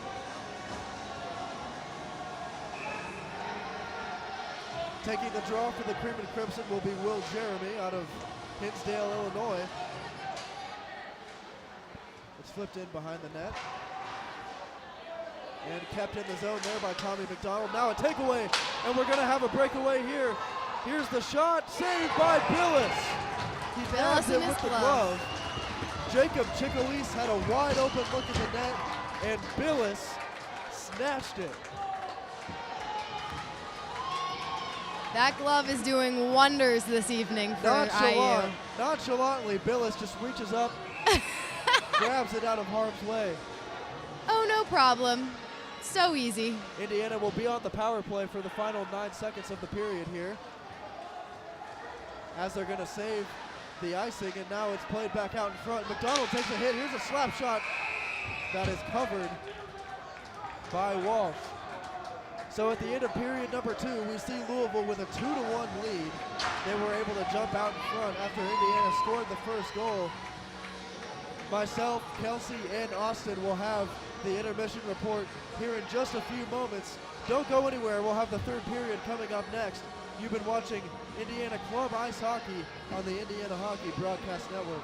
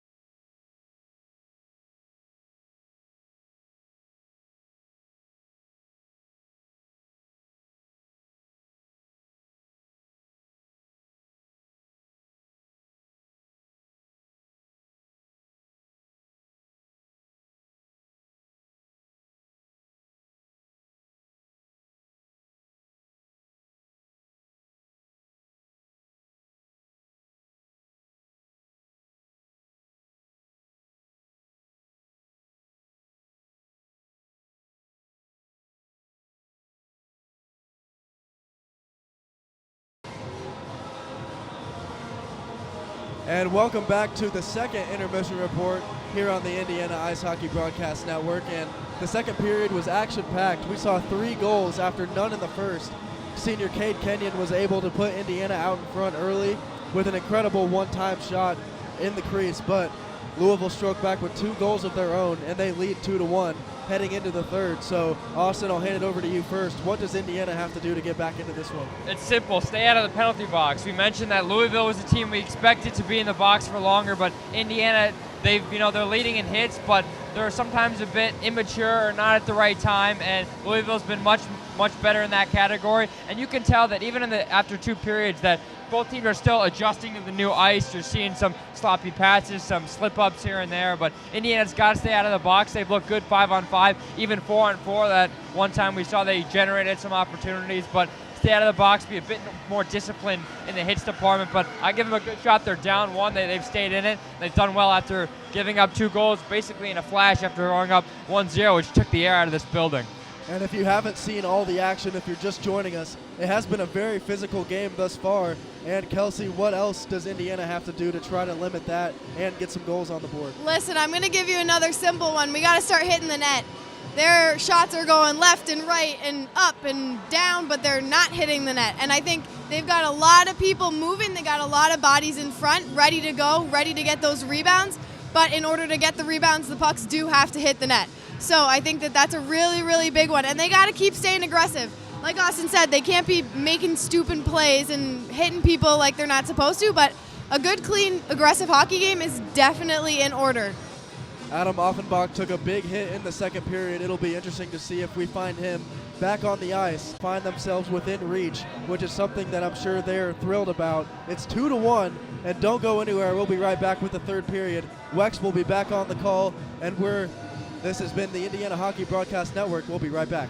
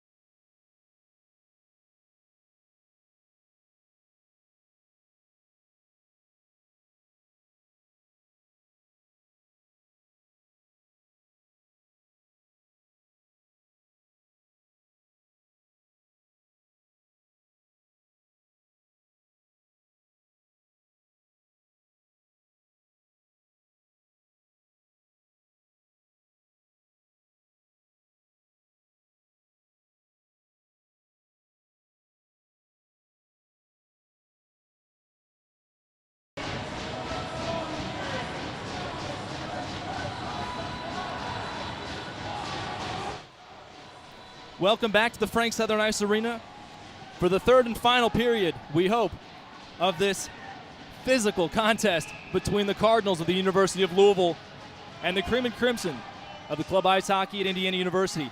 I'm Sam Weixler alongside Garrett Drake, back on the call for the third frame. Wex and G, as we start Indiana in their white sweaters from right to left, and immediately we've got a yard sale on the near circle. Indiana on the power play to start off. Kenyon thinking about a shot, throws it on, still a glove and a stick in the near circle, and a whistle blown. Well, the pre-faceoff song that we got before the start of the third was Super Bass by Nicki Minaj, and I gotta say, it gets me hyped, and it surely will get this Indiana team hyped to try to get back into this one. It's a banger right there, Sam. It definitely is a banger, G. And it looks like we'll have another man convicted of a misdemeanor. It'll be a 2-minute minor for Patrick Williams, the sophomore defenseman. And Indiana will have a 5-on-3 for at least 29 seconds. Offenbach at the left point, thinks about it, pushes down low to Jeremy. He holds, throws it from a sharp angle, and it goes wide over to Brandenburg. Holds on to it, chips it back off the glass to DiLorenzo. He holds, now shoots right across the crease. Poked at, trying to find the back post, and it's covered up. Michelli has two defensemen draped all over him with a handful of sweater. And this is going to be another big, physical, and loud third period. That's the perfect way to describe this game, the way this game has been played so far. Both teams crashing each other into the boards. And looks like Adam Offenbach's back on the ice. We mentioned him in the intermission show. He's playing. That's a key guy for Indiana if they were to lose him. He's one of their main face-off specialists. Indiana still on the 5-on-3, trying to set up an umbrella. It's Brandenburg sliding around just outside the right point. 5-on-4, Indiana only has a one-man advantage. A quick chip shot toward the crease, poked away. DiLorenzo throwing the blade of his stick at it. Now Offenbach fishes it out of the corner. Deals it to Brandenburg at the high slot. Thinks about it. Back to Offenbach, trying to cycle a little bit. Down low to DiLorenzo. Tries the sharp angle at the front post and can't get it to go. 1:10 remaining on this 5-on-4 for Indiana. It started as a 5-on-3. Here's DiLorenzo weaving through traffic. A slap shot. Offenbach gets it pushed wide by the right pillow of Walsh again. A minute to go on the advantage for Indiana. 18:30 to go. Rugby scrum in front of the net ensues, and the puck wobbles free. Offenbach trying to make something happen inside the trapezoid and pokes it off the glass. Jeremy moves around the defender outside the left circle. He gets a stick poked into his midsection but keeps playing. 40 seconds remaining on the power play for Indiana. Offenbach feeds to DiLorenzo, shooting, it's blocked away off the stick. Coming the other way, that's Dalton Carl. He sends it all the way across. 30 seconds to go on the power play for Indiana. Indiana have struggled on the advantage. 0-15 in the last 3 games coming into this evening, and have yet to do so here. Here's Kissel with all kinds of speed, over toward the near side, shoots and puts it off the shoulder of Walsh. Kissel blows a tire and goes down to one knee and is back up again. Feeding it toward Cruz. Now down all the way over to McKay, who gets a shot off. A bouncing puck slides through the air over Walsh's head. And now McKay gets worked on against the boards. Kissel trying to play hacky sack with the puck. Over toward Mcdonald on the weak side. He shoots. It's off the pads and into the chest protector of Walsh from about 25 feet out. A good look by Mcdonald right there. Indiana outshot through 2 periods, out-hit, and is losing the face-off battle as well, the Cream and Crimson are. They're going to have to figure out some angle to get this game back all square. A crooked number up on the board by the Cardinals in the second period. Indiana only able to draw first blood with a Cade Kenyon goal to start the frame. Now some pushing and shoving right in front of the Indiana bench. That's Brennan getting into it with Colton Ryan. Null on the near side. Tries to lay the body, shakes the glass a little bit, and riles the crowd up as well. 17 and a half to go here in the final frame of action. Indiana trailing by a single goal. Garrett, the crowd is coming back to life, and if you're Louisville, that spells trouble. It most definitely does. Hulk hands O'Flaherty, takes the face off on the glove side of Sammy Billis, the Indiana netminder. Over to Chambers on the near side. He gets twisted around. Now kicker picks up the loose change behind the net. Another loose puck. Indiana trying to take the puck and do something with it. Instead, they're carrying it out of trouble. Chambers and O'Flaherty sidestep each other. Now a pass over across the blue line. Vlad throws a shot way high. Krush, a very fast shot, but the accuracy wasn't quite there. Another dispossession in the neutral zone. Chambers and O'Flaherty have been right next to each other every single time the puck goes into a corner. 16.5 to go, even strength. Indiana down by 1 to the Cardinals of Louisville. Both teams have lost the last 3 or more games. Indiana losing to Ohio State, Miami twice, and the Virginia Tech Hokies dating back to the middle of October. As far as the Cardinals are concerned, they dropped a pair to Miami as well. Indiana controls it in the attacking zone. Brandenburg tries to shovel it forward but loses the blue line. Louisville gets 5 fresh legs out onto the ice, and Indiana will try to play it from their own end. Deflection off the heel of the stick. McKay couldn't hold on to the puck, and he'll retreat to the bench for a substitution. Again, Offenbach getting harassed in the near side. Now rushing up the ice, that's James Matson, the freshman, who throws a shot, and Billis falls forward onto his legs and gobbles it up to stop play with 15.5 to go here in the third. Indiana's still got plenty of time, but they've got to find a way to get this equalizer, Sam. This would be a disheartening loss for a team that has been on the wrong side of a lot of games lately. The fans are up on the glass, and this is incredible. The referee has had to stop play because the fans are too energetic. And I don't think they'll take too kindly to being told to quiet down at their own home barn. Face off to the glove side of Billis, won by the Cardinals. A quick wraparound attempt. Billis pokes it away with his paddle. Here's Mcdonald on a breakaway on the near side. He's at the left circle. Sliding in, shoots, and it's off the leg of Walsh again. 15.5 to go. Carl gets pushed into the boards again. Offenbach trying to repay the favor after he was drilled twice in that second frame. Indiana playing around in the attacking zone. Louisville trying to stall out the attack, but here's Offenbach, a shot to the back post. Deflected, Mcdonald finds it again. He spins around, he gets tripped up, and a call will be made. A tick under 15 to go, and Indiana has another chance to score a power play goal, something that they have struggled mightily with over the past month. This is their opportunity right here to get that equalizer, and going back to the referee telling the crowd to get off the glass. I understand his strategy there, but one thing you don't want to do is tell a bunch of college guys not to do something. That's an interesting strategy, Cotton. We'll see how it pays off for him. I like the reference, Garrett. In the box for the Cardinals is Dalton Carl, the freshman. He's the leading point scorer with 6 goals this season from the games that have been reported. Indiana wins the face-off. Controlling it at the far point is Goodfellow. Pushes it to Krush. He moves inside to the right dot.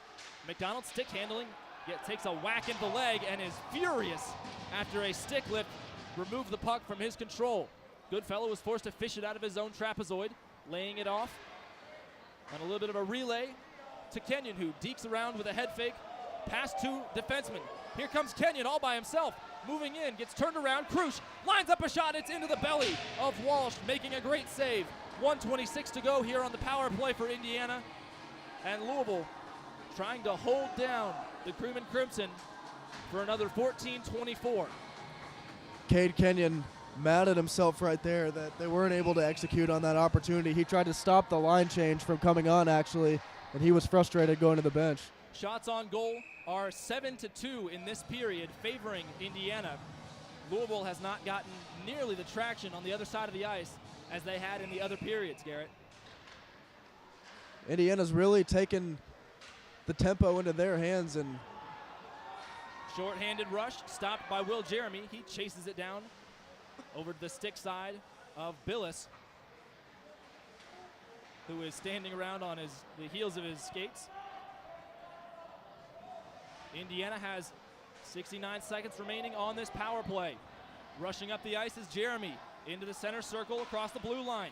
A little bit of a poke check, but he stays with it. He's over at the left circle. Leaves it to DiLorenzo, but is flung high into the sky and nearly hits the rafters. No icing called because it's still a 5-on-4 power play for Indiana. 40 seconds to go on this advantage. Indiana on the season only netting 16% of their power play chances. Here's Jeremy stick handling at the left dot. Backhand shovel shot goes just wide. It was pushed away by Walsh. A great waffle board save, and now the puck rolls head over heels all the way toward Billis, who steps out of the crease to control the damage. 20 seconds to go. Indiana might have one more chance on this advantage. Here's Kissel at the near side. Moving around, a quick pass over toward the back post. 10 seconds to go. Indiana still on the attack. That's Krusch in the far corner. Trying to find a teammate, thinks about it. Now moving across the goal line into the far side. Out of the corner to the right circle. Thinks about a shot. Now it's pushed wide, and it's going to be an easy break for Carl. Another chance. He dekes left, puts it over the back of the post, and it's away. No goal. An easy breakaway and a delayed call, and now the bodies are going to get thrown. Dalton Carl blew a wide open penalty shot scenario. And now we've got pushing and shoving from both sides. 12 3/4 of a minute to go. And this is getting heated. Garrett, Dalton Carl is incensed with the referee and the linesman at center ice.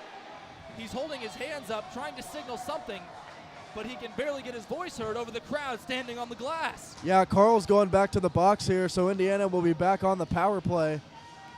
I didn't exactly see what happened on the far side, but Carl, I believe, got into it with Kissel, and they gave him a 5-minute penalty here. Is that what we've got?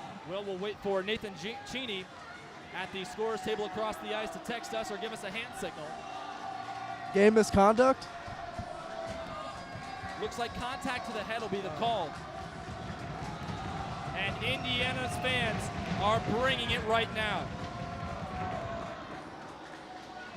12:47 to go in this important league contest between the Cardinals of Louisville and the Cream and Crimson of Bloomington, Indiana. And more importantly, Dalton Carl is done for the night, Sam. He's going to hit the showers early. He got a game misconduct. Well, add that to the penalty sheet, Garrett. We're going to run out of ink soon. Dalton Carl, the leading scorer for the Cardinals with 6 goals and 3 assists, has been disqualified from the rest of this contest. Garrett, that is their leading scorer, the heart of their team, and a big part of special teams as well for them.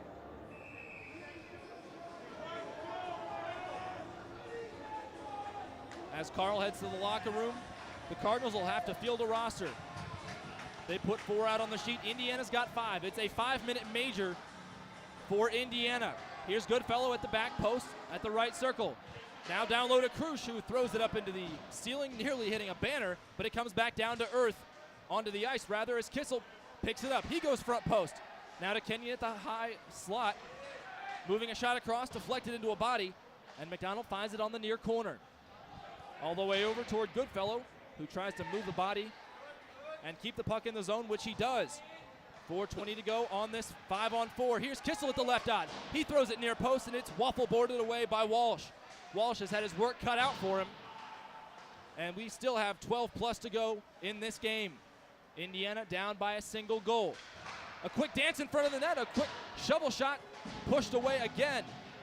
Walsh has been standing on his head, and Goodfellow nearly went into the bench. Kissel takes a shot, but he whiffs, and he is visibly frustrated. He knew he had a great opportunity there. As the puck comes into the neutral zone, Mcdonald whacks his stick at it, and both sides will get a change. 3:50 to go on the power play. It's a 5-minute major. Indiana lucky not to get called for too many men. Here comes Mcdonald dancing around. He forces a save. The puck is still loose, now coming over to the far corner. 3.5 on the advantage. Brandenburg whisks it into the corner. Roulette wheeling it all the way around. Michelli returning the favor, bringing it back to the near side in the corner. He's dancing around, lays it off to Offenbach. Some spacing issues for Indiana on the near side. Over toward Michelli at the far circle again. Little spinorama. He thinks, now fires it to Jeremy. Trying to get it to Offenbach in the middle of the slot. Deflection going over to Michelli, who finds the back post, and it's Jeremy who scores it! Jeremy finds a wide open net on the back post on a one-timer that ties this game up.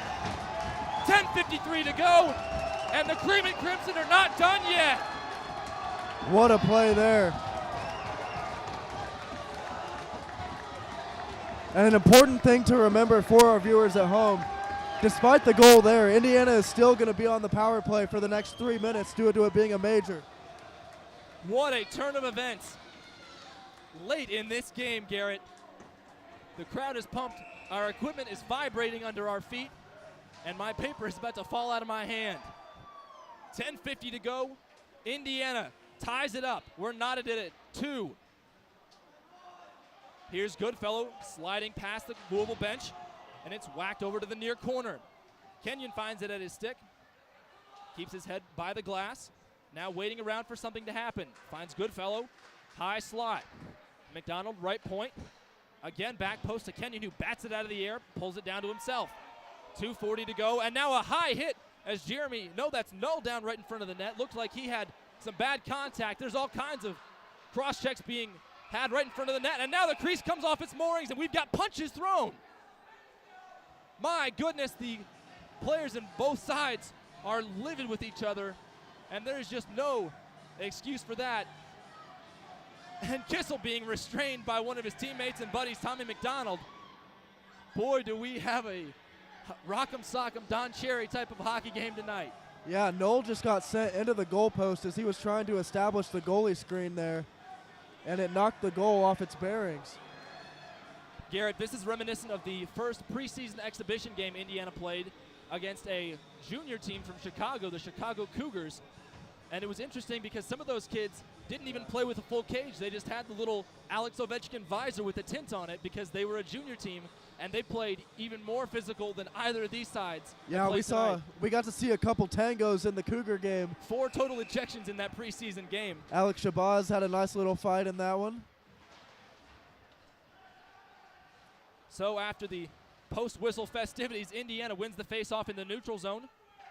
Brandenburg and Jeremy playing catch with it in the D zone. Across the blue line and the width of the neutral zone to the near side. Here's Offenbach sliding into the left circle. Lets Jeremy have it at the left point.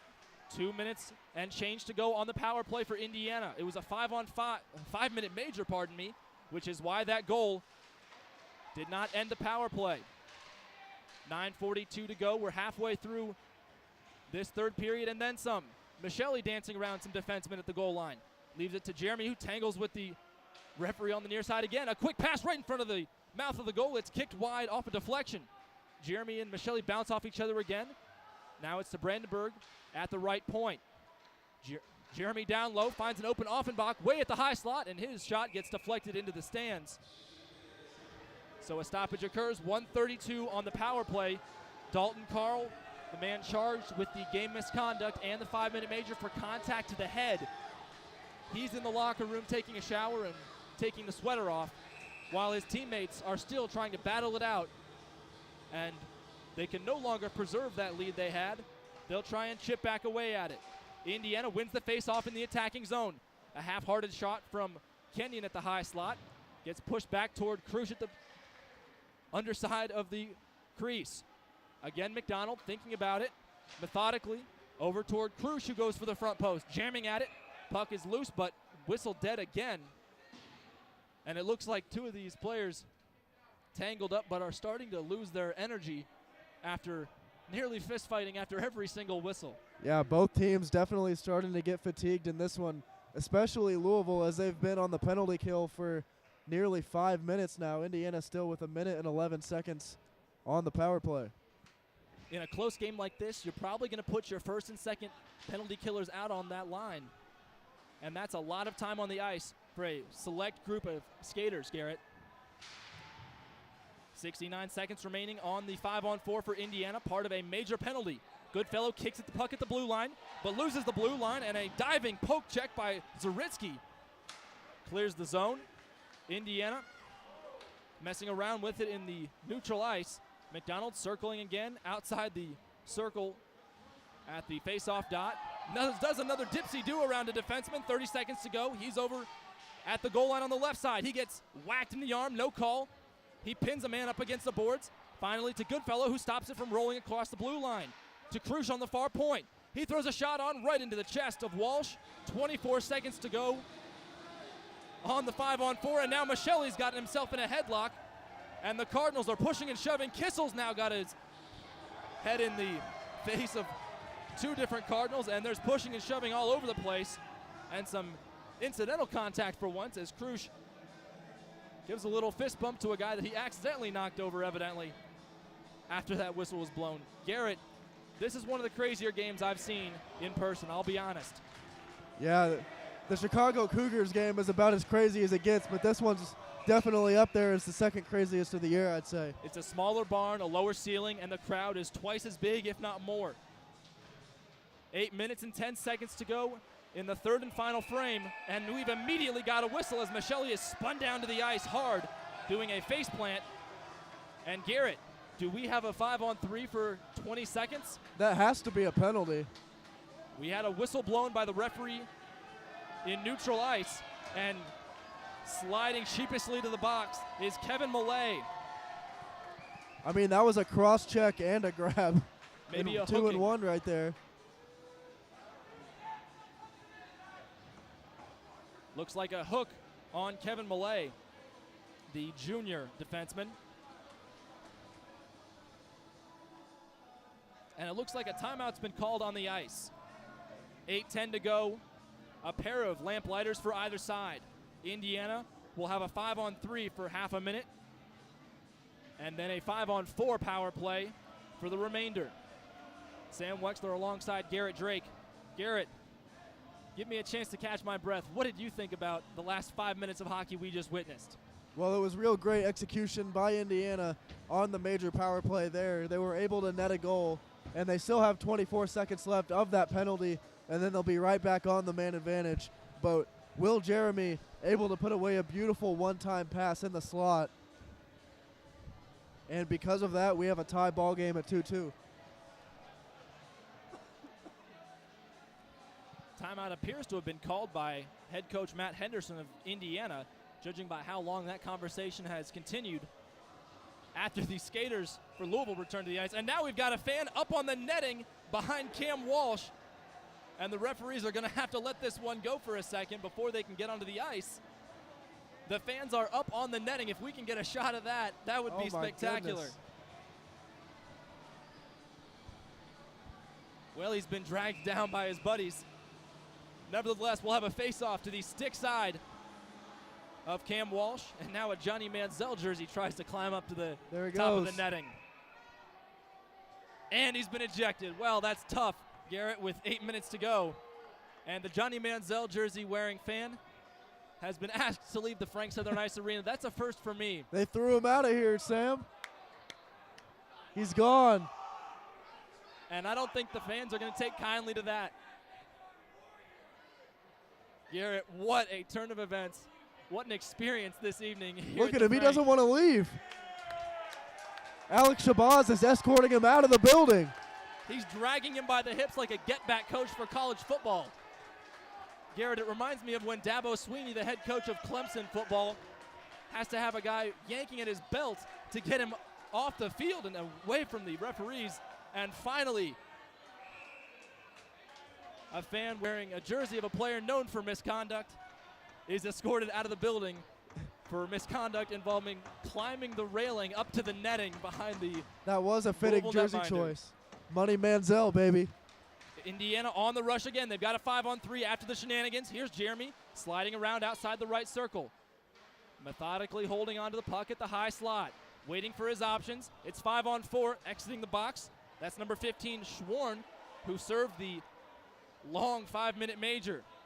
Jeremy at the left point to the high slot to Brandenburg, all the way down to Michelli on the far corner.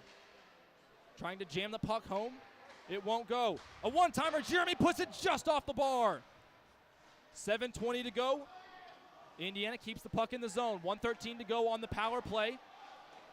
Trying to find the back post was Michelli, but it was kicked off the blade of several skates and flung all the way across. A 200-foot time killer with half of this 2-minute minor gone. Indiana trying to mount yet another attack. Here's alternate captain Cade Kenyon trying to make a rush, happened all by himself. He's tripped up but keeps moving. To Mcdonald trying to cycle the puck on the far point. Moves to the right dot, forcing it home. Instead it wiggles past him and onto the stick of Burkhart. Burkhart can't hold on to possession. And we've got 30 seconds remaining on the power play for the Cream and Crimson. The fans are now getting back into this game after seeing one of their own evidently removed. Puck wobbles right in front of Sammy Billis. He just stands right where he is and watches it go. Mcdonald bats the puck down like a bunt in baseball. And the puck careening all the way into the near corner. Kissel blows a tire. And now the puck jamming in front. A quick shot right past the mouth of the goal. Penalty is over, and the Cardinals have a one-on-one. Now a one-on-two, the shot blocked by Goodfellow's stick. One-timer redirected, poked away by Billis' stick. He's used the paddle effectively all night long. Under 6 to go, a high hit as Krush goes down hard. He's slow to get back up, and now Mcdonald headed the other way on the left circle. He's being harassed from behind, a shadow following him as he just dumps it off the short boards to get a fresh pair of legs on for him, and Krush is crawling over the boards for Indiana, trying to get back on the bench. And a lob shot going straight into the armpit and chest protector of Walsh for Louisville. Yeah, I think Vlad took that one off the top of the knee, and Coach Matt Henderson reached down and pulled Vlad up into the bench as he could barely make it. Well, Garrett, they say in baseball you go to the ballpark, you see something new every single night. You come to the Frank, you see something exciting every single night. Quick scrum right in front of the mouth of the goal, bodies fly, and the puck wobbles free again. 5.5 to go. Indiana knots it up. Here's Brennan thinking about a shot, but it sails wide. Brandenburg finds it, throwing for a deflection. Puck comes off its moorings and whistles blown. Holt Schwarn slow to get back up. He was on his shin protectors. And some words being exchanged as Cam Walsh gets a drink of water that he desperately needed. I would tell you some of the chirps that we're hearing from the fans here, but if I repeated them on air, I think I'd lose my job. So face off to the glove side of Cam Walsh, the junior netminder and primary goaltender for the Cardinals. Had his work cut out for him so far. Indiana finds the puck in the neutral zone. It smacks off the glass right in front of our broadcasting setup at the red line. O'Flaherty throws the end of his stick at the puck, trying to poke it free. We're 5-on-5, even strength. Now O'Flaherty finds a loose change behind the net and gets turned around. Holding on to possession, trying to move around, leaves it for Brennan, who throws a shot on, deflected off the leg of two different Cardinals. A shot from a sharp angle goes off the front of the post. Indiana still on the attack. Aiden Simoneau leaving it over toward Brennan. Pushed free, and Louisville clears the blue line, getting themselves 5 new skaters. Indiana keeps it onside. O'Flaherty did a little dance at the blue line. Lucky he wasn't called offside. 4:20 to go in this tie game. 2-2, the Cardinals and the Cream and Crimson of Indiana University. Kicker back skating into his own zone, tries to move it to his D partner, Barrett McDaniel. We'll have an icing call, waved off now. It was an offside call, rather. Barrett whacks the puck right in front of his own bench. And the puck moves over toward the O zone for Indiana, controlled by the Cardinals defending. 3.5 to go. Still a tie game. Michelli doing work down low behind the crease. Walsh, the netminder, swivels his head back and forth, trying to keep up with the puck and keep an eye on it. Comes to the near side. Kicker moving around right in front of the glass. Over to McDaniel, who lets the puck fly up and nearly bounce over the glass next to the bench by the scorer's table. As DiLorenzo slowly moves the puck back toward McDaniel in the defensive side. Thrown all the way across, and we've got several different bounces every which way, Garrett. Not a whole lot of possession by either side. No, it's been in the neutral zone most of the period, really. And with 3 minutes to go here, let's see if we might have overtime in this one. Well, Garrett, better knock on wood. Under 3 to go, as you said. We're knotted at a pair. Cardinals finally mount an attack. Let's see if it's a sustained attack. Shovel shot by Colton Ryan going toward the net. Billis moves over. It's behind the cage on top of the netting and now pushed away. Jeremy harassing one Cardinal in the corner. And now Goodfellow pushes it forward to Lorenzo. D'Lo finds it. Wide open McKay in the neutral zone. A good stretch pass as he takes the blue line. A give and go toward Jeremy. But he was trailed and now a puck whacked up against the ceiling. And that'll be a stoppage in play as the crossbars and structural integrity of this building, Garrett, come into play again. Yeah, we've already mentioned that a few times tonight. There's no place like the Frank. And with 2:22 to go in the third, we are still tied. Face off to the glove side of Walsh. Indiana wins the face-off, thrown on frame off the shoulder of Walsh. He holds on to it, leaning forward and putting his mitt on top of it. 2:22 to go. The score is 2-2, although it is the third period, Garrett. We almost got perfect twos on the board. We were oh so close. Walsh again watching the face-off to his left-hand side. Bonecutter taking it for Indiana. He cedes possession off the draw, and Brandenburg slides into his own D zone to stop the trouble. Shot goes high and wide off the back glass and pushed behind the trapezoid again. Kenyon scoops up the puck on the near side, knocks it off over toward Brandenburg, charging in, a quick pass toward the back post. No one was home, and Louisville heads the other direction. Nobody was able to make a play on the puck, and turning around on it is Chicalise. Chicalise, the junior, if I'm not mistaken, was on the roster the last time these two sides played. Indiana gets a quick change. We're under 2 minutes to go. A giveaway to Chicalise. He has a shot. It's kicked away by the pillow of Billis. He stood his ground, and now a whistle's been blown. And we'll have to wait to see what the call was on the far side of the ice. It might be a hand pass. They're going to say Barrett McDaniel hit that one up in the air instead of batting it down. Well, that's a tough break, Garrett, this deep into the game. So now it's going to be a D-zone faceoff for Indiana right here. Any deflection could mean 3 points or no points for both of these teams who desperately need points in the TSCHL. Kenyon backhand pushes the puck all the way toward the blue line, but it's kept in. Skating in was Drew. Now over onto the far side, Kissel gets hooked and has a stick around his neck. And now McKay gets smacked upside the head.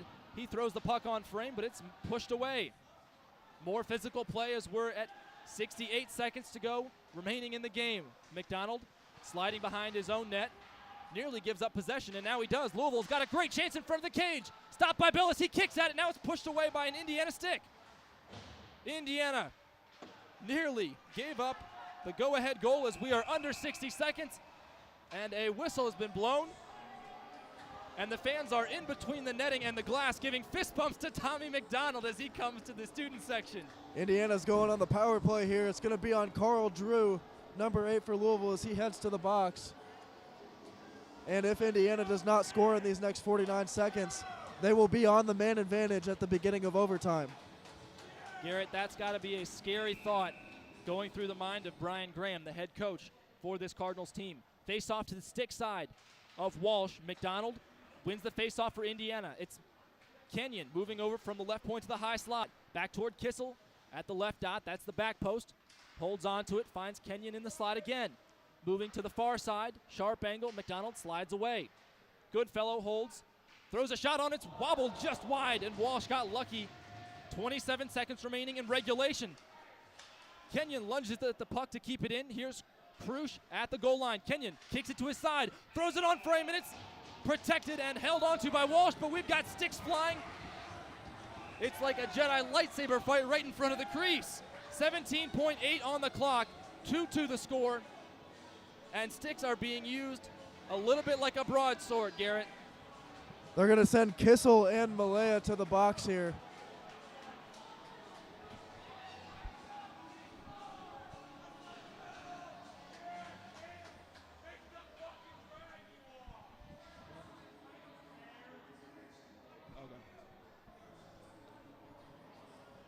As our technical assistant Ben said, offsetting Miners on the clock. It'll be a 4-on-3 for the Cream and Crimson with 17.8 to go in the third period. Deuce the score, Garrett. What do you see Henderson drawing up for Indiana? You got to look for the cross pass to the slot. That's what they scored the previous power play goal on. Jeremy is on the ice, so I would look for it to go his way. Face-off won by Jeremy at the right circle. Pushed over to Offenbach at the high slide. It goes off a leg of a Cardinal defender, pardon me. Now over to Brandenburg. Michelli has it at the left side. Throws it high off the shoulder of Walsh, and it's flicked all the way across, and now we've got a whistle blown as it hit one of the banners hanging from the ceiling. And Indiana can thank the local Bloomington Blades youth team for that stoppage in play, keeping the puck in the attacking zone. And Will Jeremy went right over to that same spot that he scored the goal on, and he had his stick up in the air ready for the one-timer again. Uh-oh, we got a problem with the clock here. It's showing 5 minutes. Well, it should be 4.7.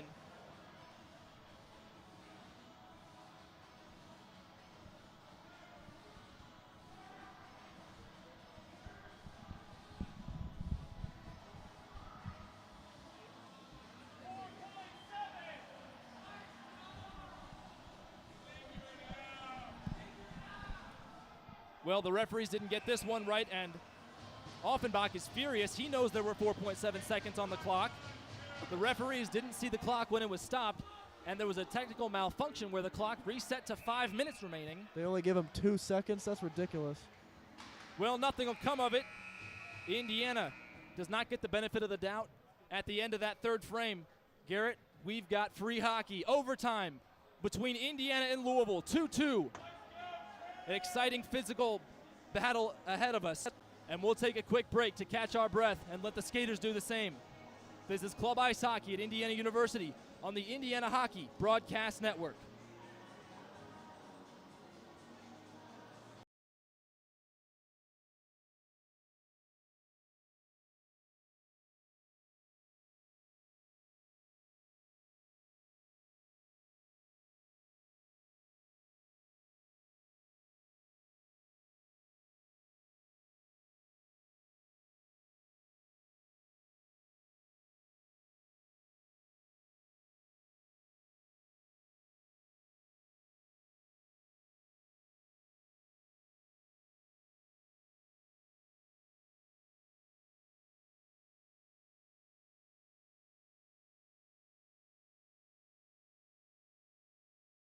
How about this, Shabby? How about this one? Welcome back to the Frank. We've got 5 minutes on the clock, and this time it's a legitimate 5 minutes, not a scoring mistake.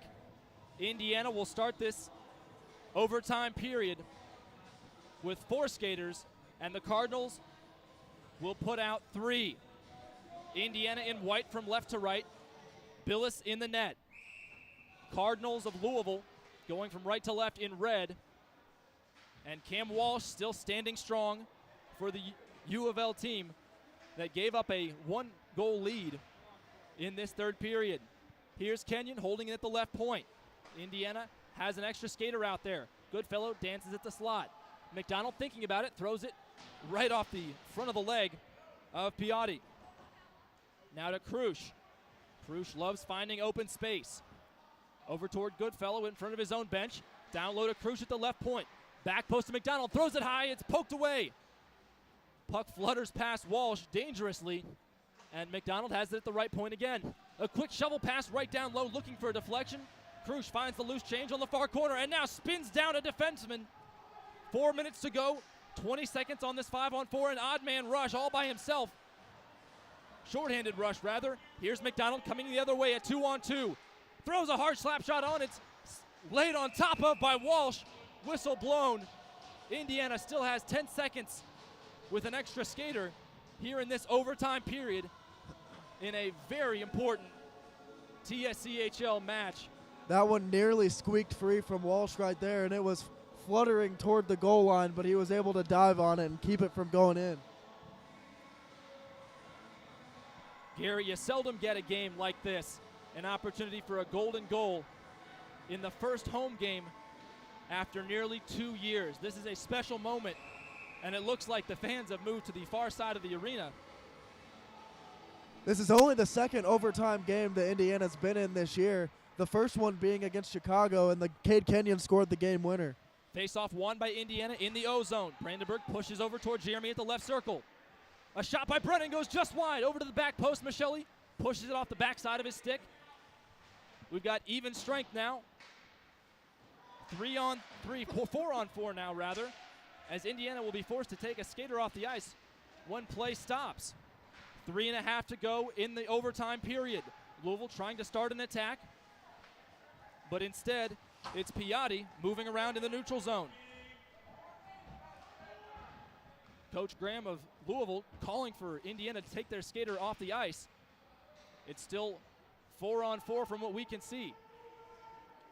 3:10 to go. Indiana emerges from that scrum on the far side near the Louisville bench. It's over to Brandenburg. He slides in. Sonks at the puck and now gets buried face first into the snow. No call. Jeremy pushes the puck free at the blue line, keeping the zone for Indiana. Another big hit laid on. Jeremy keeps the blue line and now cedes it to circle the wagons and reload. Lunging stick check, and the puck is poked away as Louisville gets fresh legs onto the ice, as does Indiana.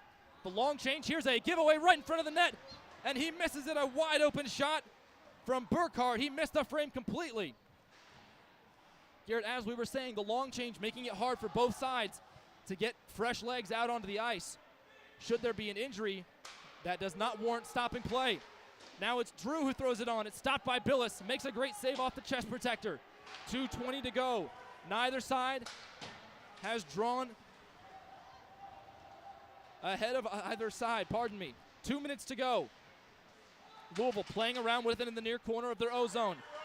A long shot goes straight into the knee of Goodfellow. He paid the price, but is putting his body on the line. Here's Indiana. It's Kicker with the puck on his stick. At the right circle, throws it on, sharp angle.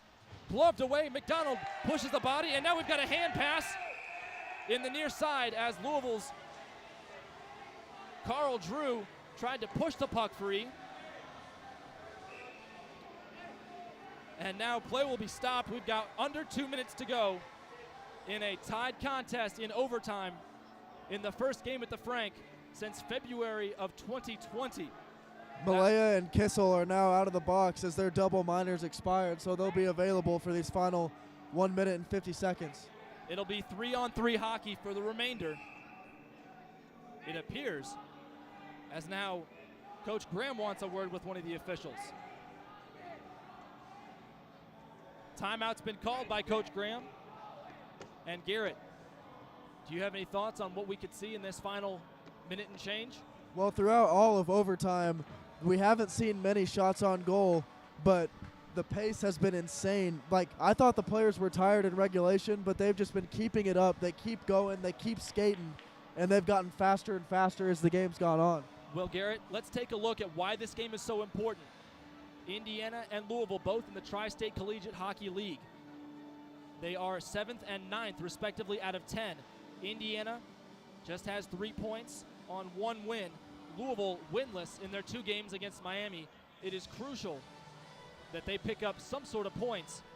And although they are guaranteed an overtime point, an extra one would just be killer. And in this kind of game, it's been a killer one. Yeah, Louisville's still trying to get off the schneid in divisional play here, and this is a great opportunity for them to do that. But Indiana, as we mentioned, they haven't won in a while. This would be a great win for them, especially traveling to Louisville tomorrow. Both coaches telling their boys to dig deep.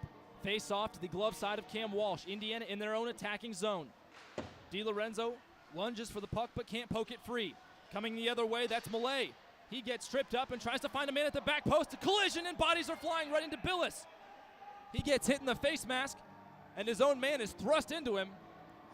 Slow to get up is DiLorenzo. Ethan DiLorenzo, a late game hero earlier in the season against the Davenport Panthers when Indiana won 7-5. The game capped off by a penalty shot goal that should have been an empty net automatic goal, Garrett. Yeah, that was one of the more questionable calls of the year. Indiana and Louisville trying to edge one another out in this 5-minute overtime period. 3-on-3. Indiana's already had a power play chance and blown it. It's a 2-on-1 rush. Brandenburg can't get the puck all the way over to him. And it's a hand pass right at the blue line. Referee on the near side calls it. 1:21 to go. Score is knotted up at 2 apiece. Kenyon and Jeremy for Indiana, the difference makers so far in a game where Indiana is missing their captain and primary defenseman. Indiana wins the face-off in the attacking zone. Jeremy sliding around, maneuvering right behind the crease. Thinks about something. Still in the trapezoid, spins around, gives him a head fake to a defenseman. Now moves it over toward Kenyon at the left circle. Sliding around, backside to Goodfellow.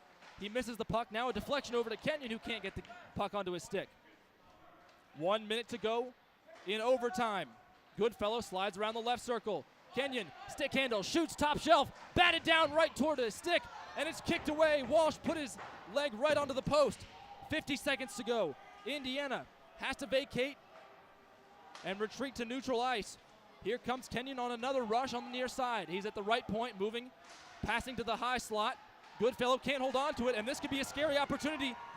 Here comes Colton Ryan all by himself. Shooting, top shelf, score! No goal, no goal, waved off. Play continues. It went off the crossbar, and Walsh was about to celebrate. He came halfway across his own zone, and this is getting chaotic. 20 seconds to go. Jeremy sliding in. He's at the right side, shoots off the post and away. Brandenburg has it at the left point for Indiana. Indiana gets caught in a weird change. Jeremy back on it. Left side, shoots. Stopped again, a quick poke, and Indiana loses the puck across the blue line. We're going to have a shootout here, Sam. Garrett, 5 seconds to go, and that's about as chaotic of an overtime period as you will ever see. And should both teams agree to it, we will see a shootout here at the Frank to decide things in a very exciting opening game to this home slate. Everybody thought that Louisville just won the game. Their players came out onto the ice after the referee signaled no goal. What an incredible scene at the Frank. Garrett, I've seen few games like this.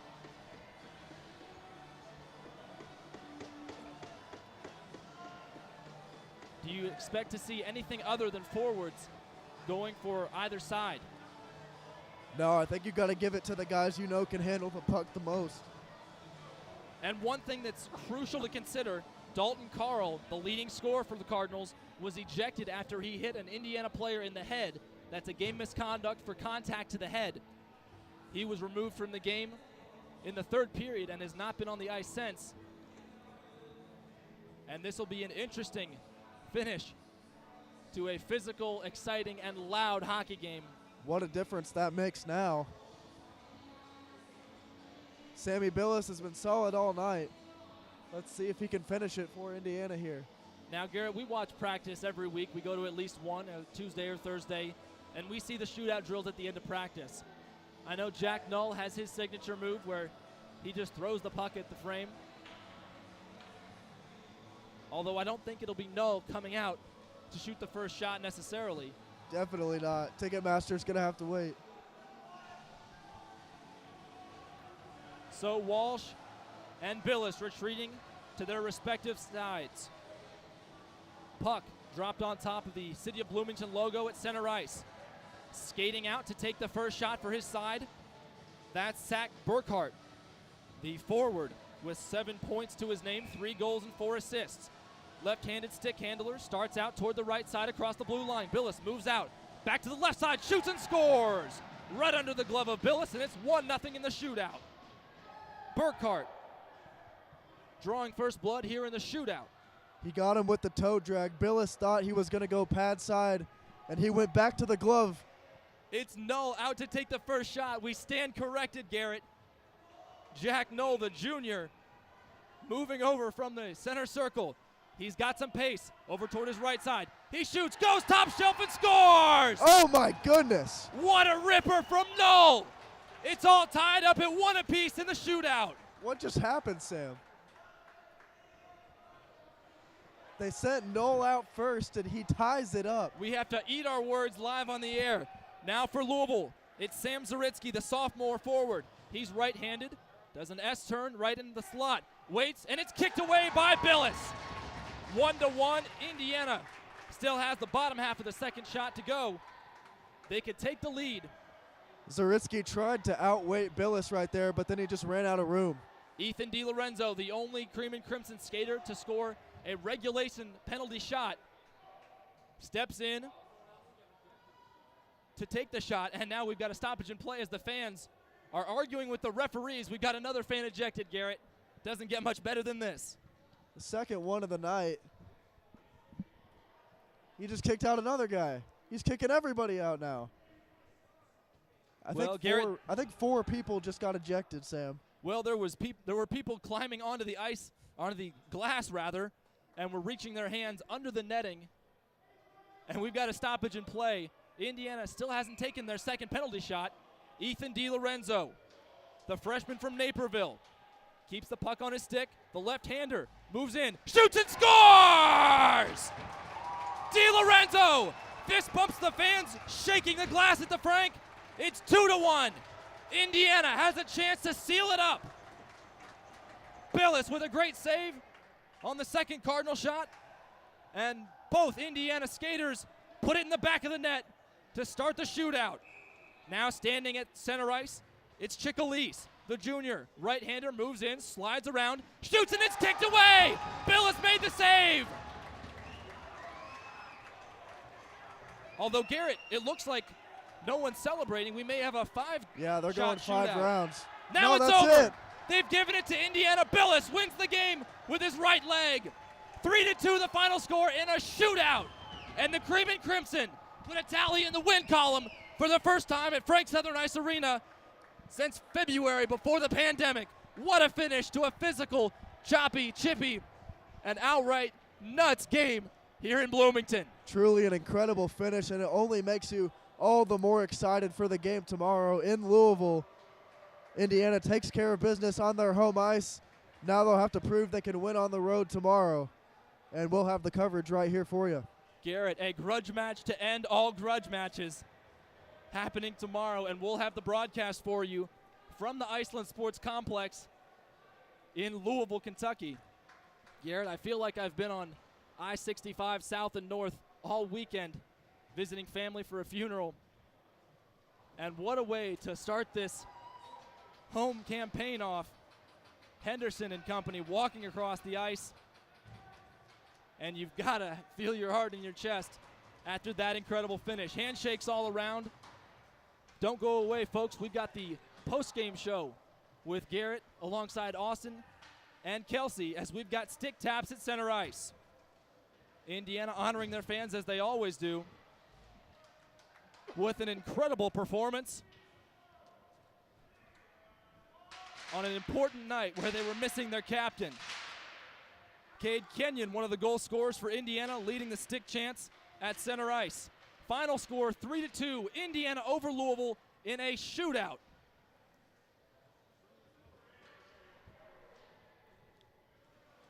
Garrett, any final words before we close this out? I'm just ready for tomorrow now after this game. That was an incredible finish. Indiana win their first shootout of the year. Billis remained poised, and you could see that the shootout practice truly paid off there as Jack Knoll came on first and scored. That was incredible. That's basically the equivalent of dunking in our faces, Garrett. My goodness, Garrett, put the cough drops in my backpack tomorrow for the travel day. What an end to this exciting game. I've been Sam Weixler on play-by-play alongside Garrett Drake, my color commentator who took over during the second and did a beautiful job. Thank you to all of our crew, and we'll see you in the post-game show after this. This is Club Ice Hockey. Indiana puts a tally in the win column.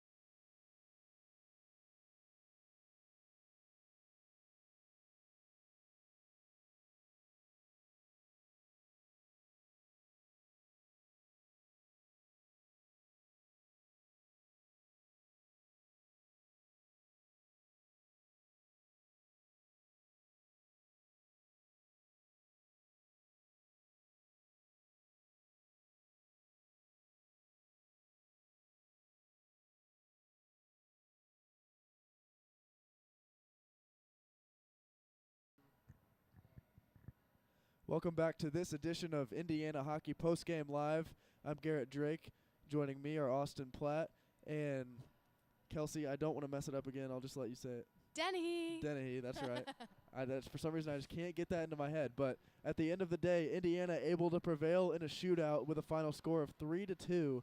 They won 2-1 in the shootout period. Sammy Billis played great throughout the entire game, and it was chippy, it was fast, it was everything you want to see in a game of hockey, and these two teams will be right back at it in Louisville tomorrow.